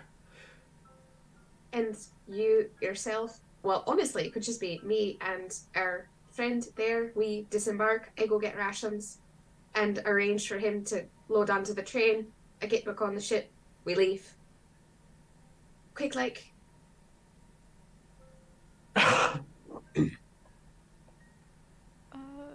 Media, did we establish where my family lives? Let's look at my NPC notes. Okay. All right. I do not have a current living area marked there, and I can triple check our makes DMs as sense. well. I don't think so. Here I You feel want like a it's not conveniently there. narrative place for them to live? we go. Conveniently in one of the three listed aforementioned. Sure. Exactly, like perhaps they live in the Shadelands somewhere nearby. Would still be able to receive either written or magical messages from you, so you would know where they are about. Right. I am from the Shadelands. I don't know if they are. I will let you executive choose if you'd like. Doesn't particularly matter to me. If we are talking about Wherever is most ancestral convenient for your homes, name. Goliaths would come from Belmore. But since they would have obviously had to have met you at some point in order to become partners in children's, they definitely have been to the Shadelands.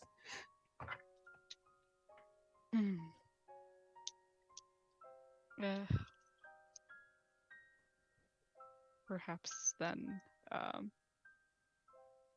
could always flip a coin between the Shadelands and Belmore of where they've decided to settle. If we are traveling to the Shadelands, my mon amour, she lives there. It would be a place to rest for a night, perhaps. I've brought a more scraggly crew than this into our home before.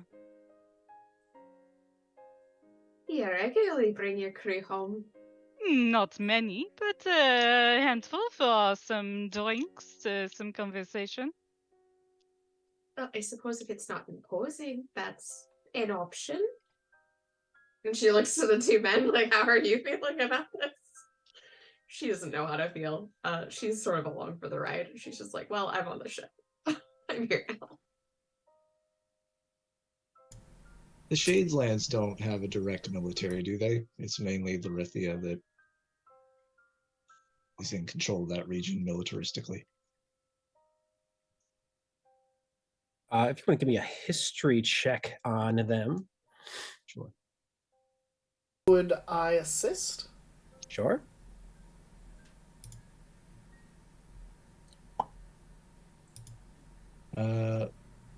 Oops, sorry. 17. What's that?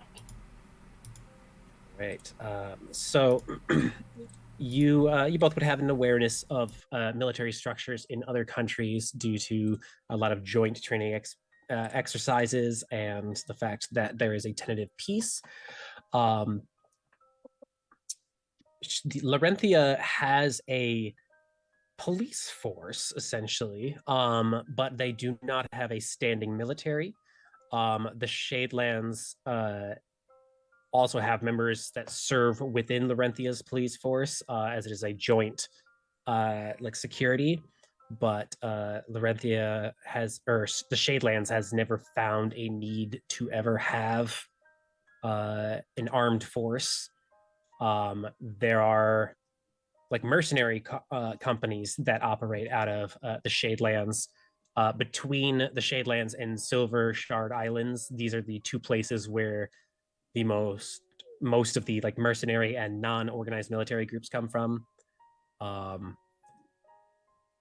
The last time that they had a big military presence in Larenthia was during the bloodletting, and in order to appease the other countries, has made sure not to show any like signs of force growth since then. So you likely might have trained with their local police occasionally to share some knowledge or acquire tech from them, but you know that they don't have like a force to be reckoned with. But the location then, being that it's a police force, would be secure enough for their own means, essentially, instead of obviously not going out and fighting. But public perception-wise, it does seem that their police force do effectively can do their job according to the newspapers. All right. And if we are to stop within the Shadelands, there are quite a bit of mercenary companies. If we are looking to perhaps hire a few individuals to round out our crew, a ship of this size would usually field about 10, I believe. Might need to pick up a couple cots, but it could help with the running operations.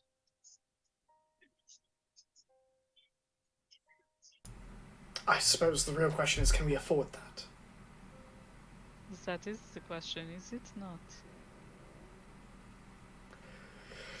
Secondly, fair to all of you, considering most of you are on the run for various reasons, don't know how sensible it is to invite third parties that operate on a need for coin, and thus will usually defer to the highest bidder if there's no quite emotional investment, if you catch my drift.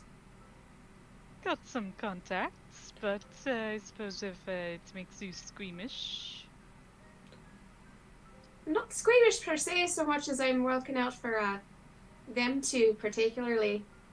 Seems to have a problem with betrayal and knives in the back sort of business. I guess it's more of your guys' risk considerations. So at your discretion, really. And, you know, looking back at the past actions in the past 24 hours, I'm not sure your personal contacts are necessarily the type of company I feel comfortable keeping. If you would rather operate with a skeleton crew on board this vessel and threaten our safety whilst airborne, that is, I suppose, another choice.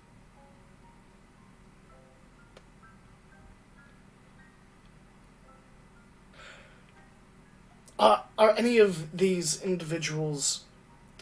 Sorry, dialing back. You said you got tossed from an airship today, correct?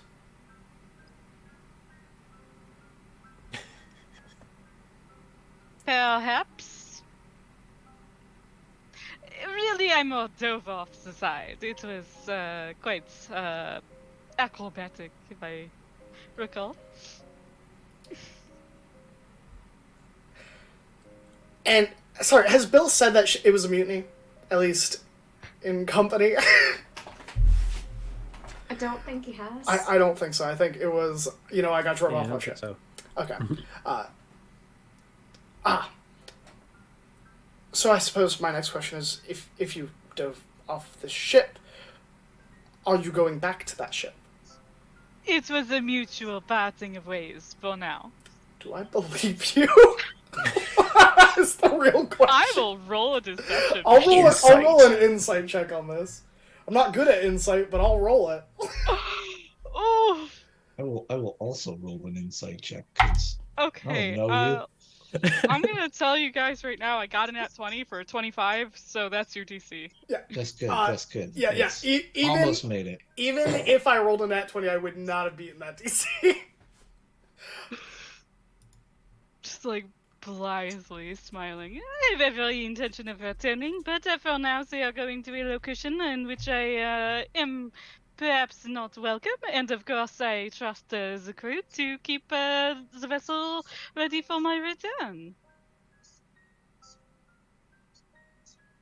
Oh, well, Weird's just sitting there, sort of like with that expression of like the Labrador in the chem lab kind of vibe here of like, I'm in this place with a bunch of people in honestly a facility I don't know how to run, and they all definitely do. So I'm just here, I'm chilling.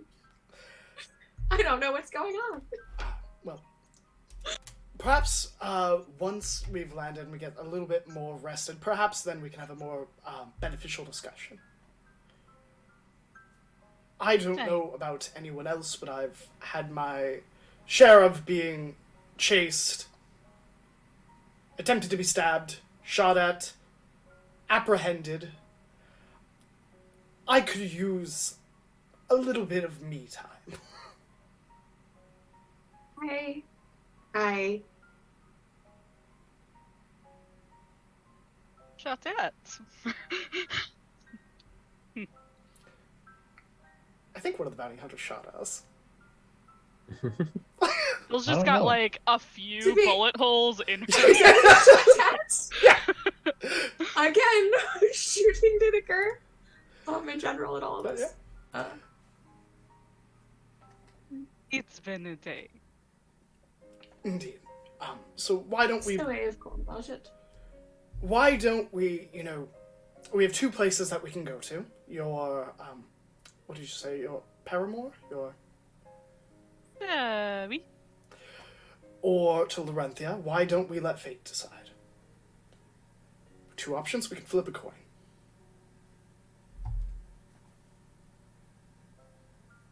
Wait, are you flipping a coin between Larenthia and Shadelands? Are you aware that they are directly above and below one another? Yes, but they're very distinctly different from my understanding. And we are in an airship that can travel between one to the other. That is You know this. Yes. So perhaps we will just go in that direction and then choose where we are docking first. That sounds like a plan. I'm going to get up and get us some food ready. And she's going to excuse herself and go to fix food, quite frankly. It's like, On the I'm right not side of qualified the for bridge, this. there's a door that leads to a galley, a small kitchen area that you can stockpile your foods. Were there any That is- foods that is on the nice, ship already?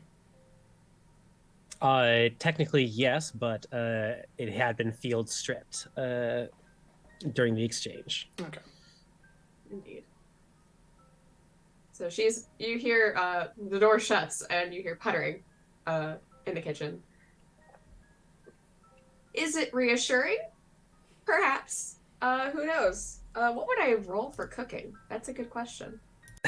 I'm sure she's an alchemist, so she's like minimally proficient, but like, how much did she really make her own food? That's the question. Are you trying to like it's, cook up the rations? If it's just rations, you got like If it's MREs. only rations, Yeah, they're I don't know if already there's anything else prepped. there. They're just dried food. Yeah. So Are far, they? yeah. I don't know. I don't know what rations You have consist a of. week's worth of dried meats, Mhm. hardtack bread, and some cheese. Awful. You can make sandwiches. You get Exactly. sandwiches. It's like I They can won't make be a good sandwich. sandwiches, but they will be sandwiches. little Okay. cracker sandwiches. Yeah. Essentially, she's gonna make a nice little charcuterie board. Oh. You know, Oh. gonna try Meanwhile, and dress it up. so while Moirin prepares some Lunchables for the party, Bill wanted to travel through the ship with Elric to give them a rundown. By your leave. Dismissed. Give them a strange look.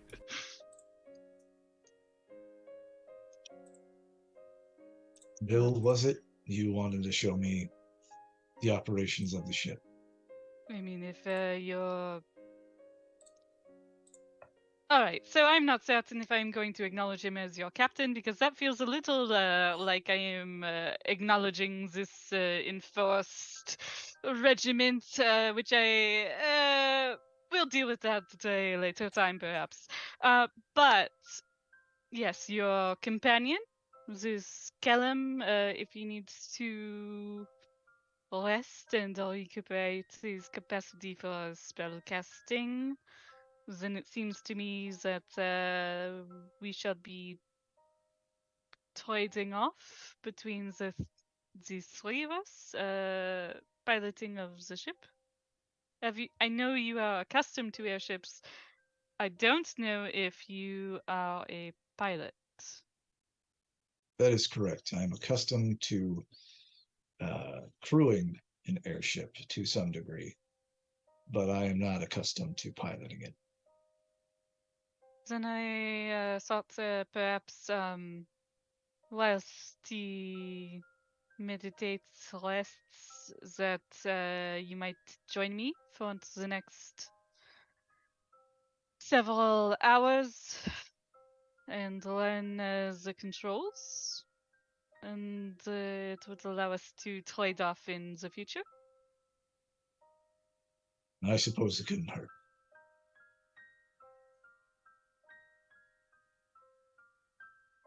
If they go to the helm to learn about the dials and buttons and fancy airship things, Elric would engage and be like, so you jumped off a perfectly good airship. That's crazy. Yep. It is, isn't it? Yeah, I really can't even understand why anyone would willingly do that. At least not to board onto another ship, right? I mean, boarding parties, I'm accustomed to that, like jumping off of an airship for no reason. We had a difference in opinion on destinations. I can understand that.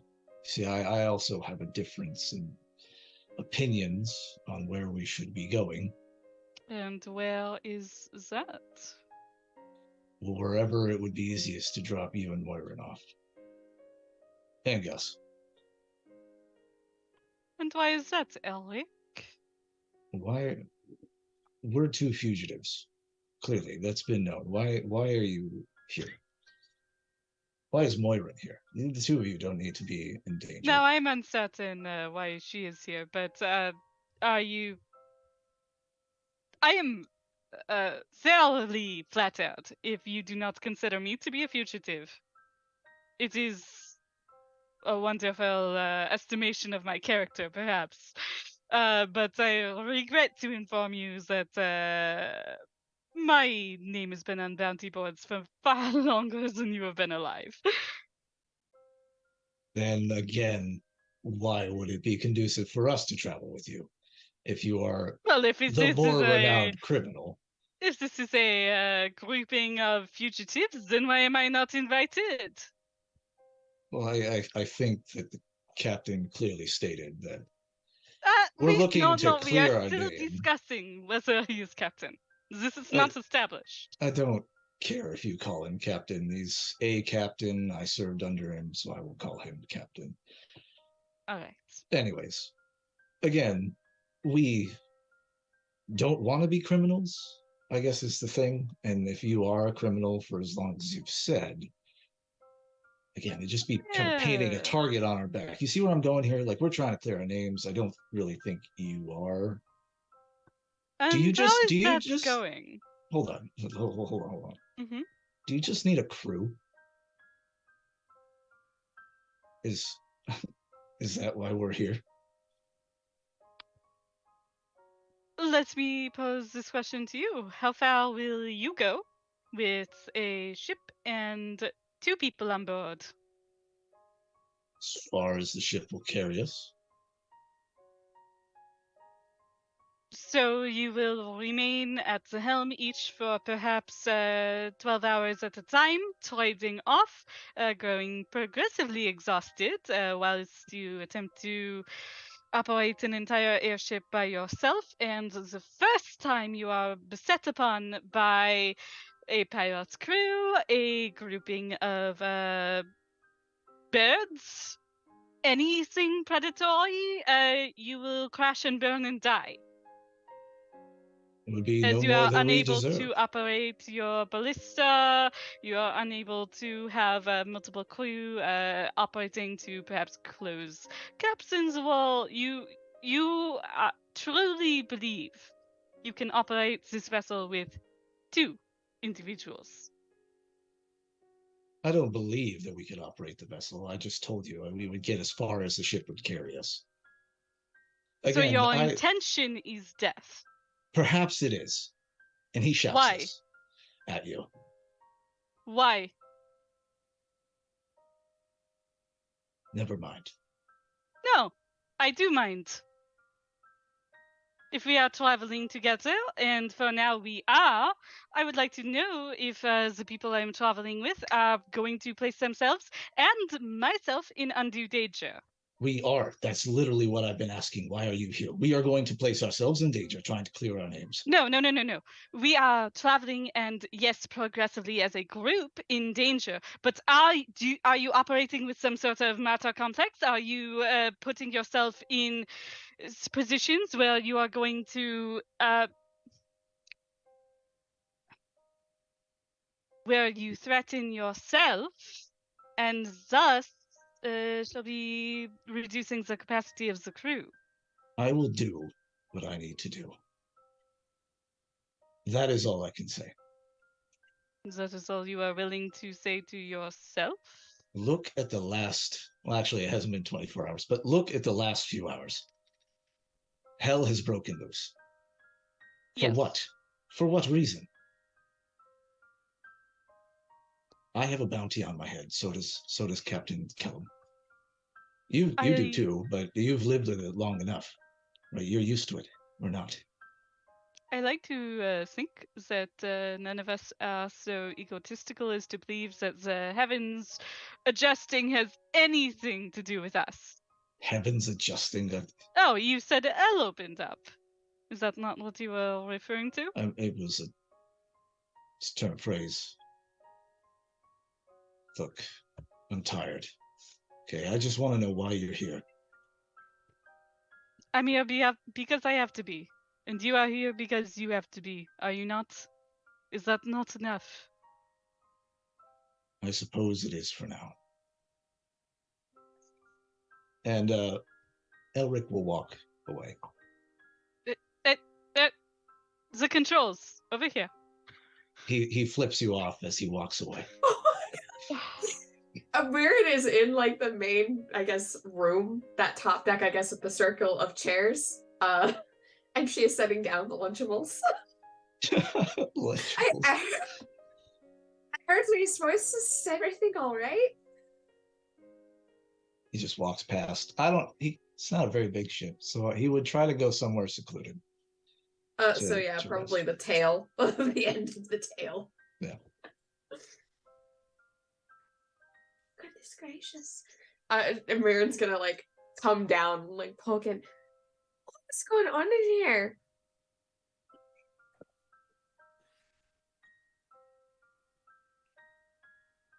I was discussing with him the operating capacity of this airship, and he took issue with our traveling together and insinuated that the 2 of them would drop the rest of us all off at a port and continue on their way until they died. That's ridiculous. And then she just goes out and she doesn't more like she's gonna deal with that. That's absolutely ridiculous. Oh, and then she comes back and the food's on the table up there if you're hungry. Thank you. And then she goes out again.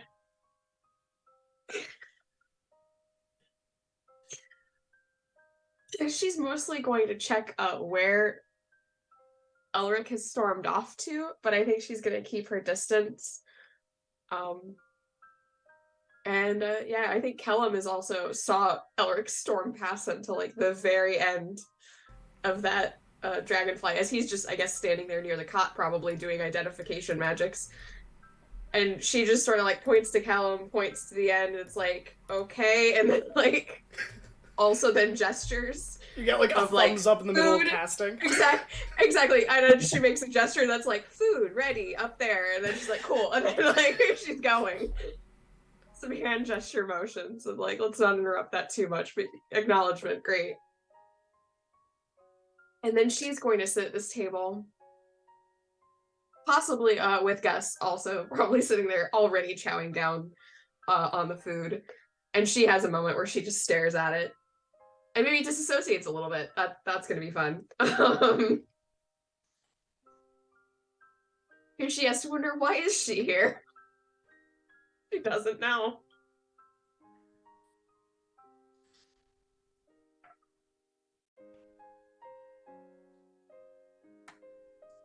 I guess I'll get us airborne, even if Elric's not here to learn how to do it.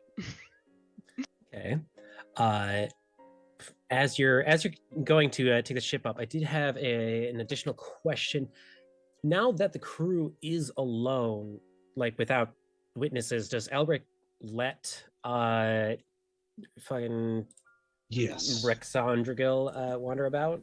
Yeah, so like once he got to where he was secluded, he'd get a nudge from his backpack and he'd just pull the drake out and be like, sit down. Just be quiet and leave me alone. All right. The creature stays close, but does not disturb you in this time. And everyone feels a jolt as the ship lets go of its mounting points with its legs, and the wings rapidly spread out to the side and become a glider as Bill takes the ship out. Are you running just via the air currents, or are you going to utilize the elemental? What would be our like speed if I weren't using the elemental? This ship can glide very well, especially during storms like this. It's not super fast, so it would be like idle speed, essentially. But it wouldn't require much of a difficult piloting check versus being able to travel much faster with the engine at a difficult check.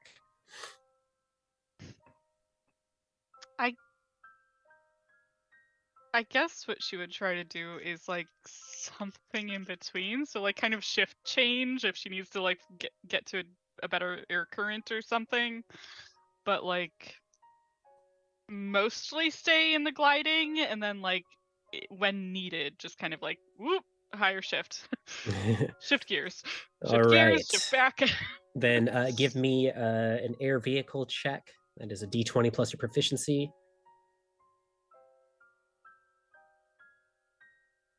Is there any stat on this? No, it's just adding your proficiency. That is a 10. All right. So the vehicle fights Bill the entire way. It is much like being in the passenger seat as you're trying to teach your younger sibling or child how to operate a stick shift. It is flying in the right direction, but it definitely feels like the ship could explode at any moment. As the ship is gaining and losing air and fighting against this enraged air elemental. The Rexandrigil moves away a little from Elric as it tries to like understand what is happening around it. And it crawls up onto the cot that Kellum is identifying, which what are all the things that you have been identifying, Kellum?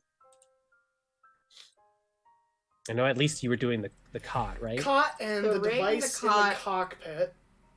Yeah, the bridge. So then, The ring. It was the and ring the that ring, caught yeah. the bridge. Okay. Yeah. Those are okay, three. so the bridge has an aura of calm emotion on it in order to help prevent the crew that is operating the ship from suffering from the frightened condition. It is definitely a very fancy, expensive upgrade. Usually not something in civilian vehicles.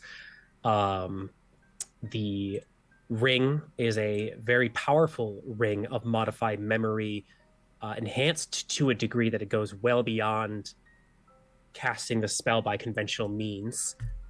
Seeing how instead of just temporarily altering memory up to a week, it seems to have rewritten this person's life in their memory. And then the cot that Rixandra is resting on has a potent spell called non-detection on it that prevents anyone who is on it from being located, detected, or read via any divination magic, which gives Elric a strange feeling of losing track of Rexandra, even though they are still in their periphery. I will convey all this to the group, probably as people are collecting their Lunchables. Be like, yes, as cheese is fucking flying everywhere. Yeah. I heard some shouted words with calm emotion around them. Like, I'm a little concerned. But then I will discuss the cot with non-detection. I'm going to put the ebon staff on that cot, as I actively know it has the scrying spell on it. Okay. Rixandra raises their spines a little bit and hisses at the staff as you place it down, and it moves off of the cot away from... it attempts to fly for a moment. It stretches out its wings, but it's mostly just like a kid jumping in an elevator and simulates flight as the maneuvers happen. It's the size of a cat, right? Currently, yes. I will wave a hand, mage hand, so that it's just like flying and like keeping it in the air. And as Bill flies this majestic beast into the sunset towards their next destination in the course of a few days, that is where we can wrap up tonight's session. Oh boy. Oh, poor Mirren. She's probably incredibly airsick. Literally everyone like, else knows how flight works, and this is like day one for Moylan. Exactly. She is like, I can handle a pitching boat that works, that's fine. This is a little outside of that. This is awful. Next upgrade we get is like a Zero Gs. Yeah. We're gonna get a 0G room where like the bumping of the cavern just doesn't apply. Exactly. To be fair, the calm emotion is probably working really well on Bill as they are suffering under the effects of their own piloting. So like Bill is like, I've got this. This is nothing. I'll get through this turbulence for sure. This is just a set. Cool as a cucumber. I feel like she's like, this was always going to happen during this storm. She's like, this is inevitable and temporary. House of Cards was already stacked. The cards were stacked as she's like downshifting frantically as she's fighting this bucking elemental. She's like going on. trying not to use it as much as she can. Precisely. But it's like... Yeah. All right. Oh, well, it's that time of the night. Once again, as usual on almost every Friday, it's our time to say goodbye to all you lovely people, all you lovely friends in the chat. Even though we're leaving for a week, doesn't mean, we won't be back. We will be back with more Dualitys Lie next week at 8 p.m. Eastern Standard. But, if that's not enough, and you want to see some of our faces, more often, on Tuesday, we will be taking next Tuesday off for a session 0 for Anarian's Rest, but we will be back with Shards of Anarian the following Tuesday at 8 p.m. Eastern Standard, DM'd by yours truly. But enough about me. I want to know more about the lovely DM and the lovely players that we have today. So, if I could everyone tell me, who you are, who you played, and, where we can find you and what projects you're working on? Hello everyone. It is I, Kari. I was playing Weirin Oberon tonight, and you can find me here every Friday when we're actually playing at 8 p.m. Eastern Standard Time. I am here every time, or would be here every time, as much as I can be. You will also find me every so often on every other Tuesday in the Anarian's Rest campaign. So not this next Tuesday, because we'll be doing a session 0, but you can spot me there guest starring every so often on that stream. Same time, same place. And, well, slightly earlier, but similar enough time, same place. And you can also find me on Guild Wars 2. I have popped back in there doing little things around. If you want to hit me up, chat, ask questions. I'm a very proficient player. I love answering people's questions. I like hanging out with people on my little boat. It's a great time. Graham actually spent some time with me on my little boat today, and it was great. So yeah, you should do that with me. But you can find me there. You won't find me anywhere else, because I choose not to exist anywhere else except in these particular realms. So, existence is temporary and finite. Embrace it. And with that, I leave you all to the next folks. Hello, everyone. Dane Dark, or Dane Darkstride, or Jeremy, whatever you'd like to call me. You can find me via anywhere on the social medias, though there's not a whole lot going on. So, you can drop by if you'd like, but I have no projects in the work. I had the wonderful privilege of playing with these fine folk again this week as Lieutenant Elric Freyson of the Ensean Drake Wardens.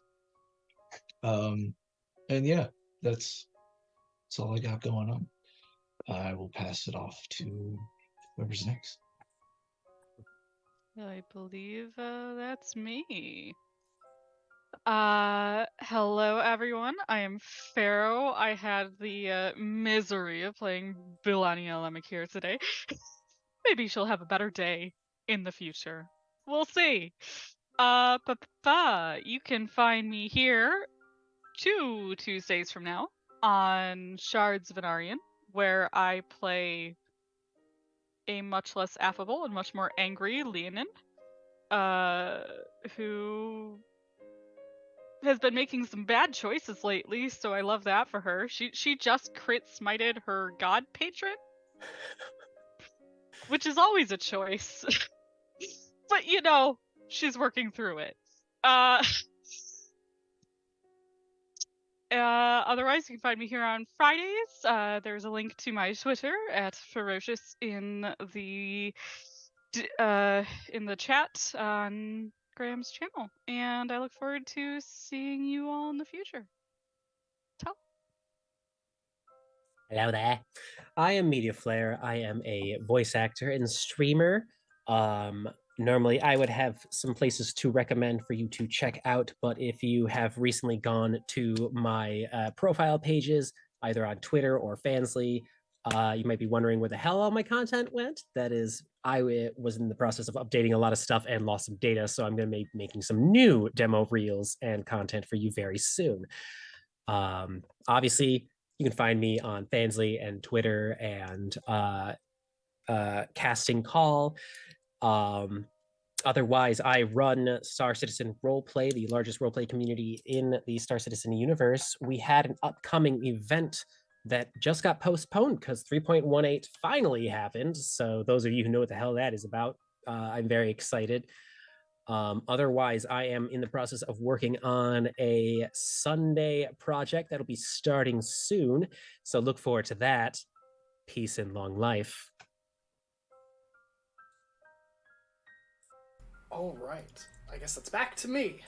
I promised I'd give a special birthday shout out to 2 of our followers. I don't often do this, but they bullied me into it. So happy birthday, Ophelia Good and Cobalt Cathonic. You 2 are assholes. Thank you for having me say happy birthday. I love you both. I'll say happy birthday without calling you assholes. Happy birthday, guys! Happy birthday, you filthy animals. They know. Happy birthday. Happy birthday, everyone. But thank you everyone for tuning in. You're all absolutely amazing and wonderful, and it's a treat every week, every day, to share these stories with you. So thank you for stopping in, and we'll see you soon. We will be headed out now, but in the meantime, stay happy, stay healthy, and take care of yourselves. We'll see you soon.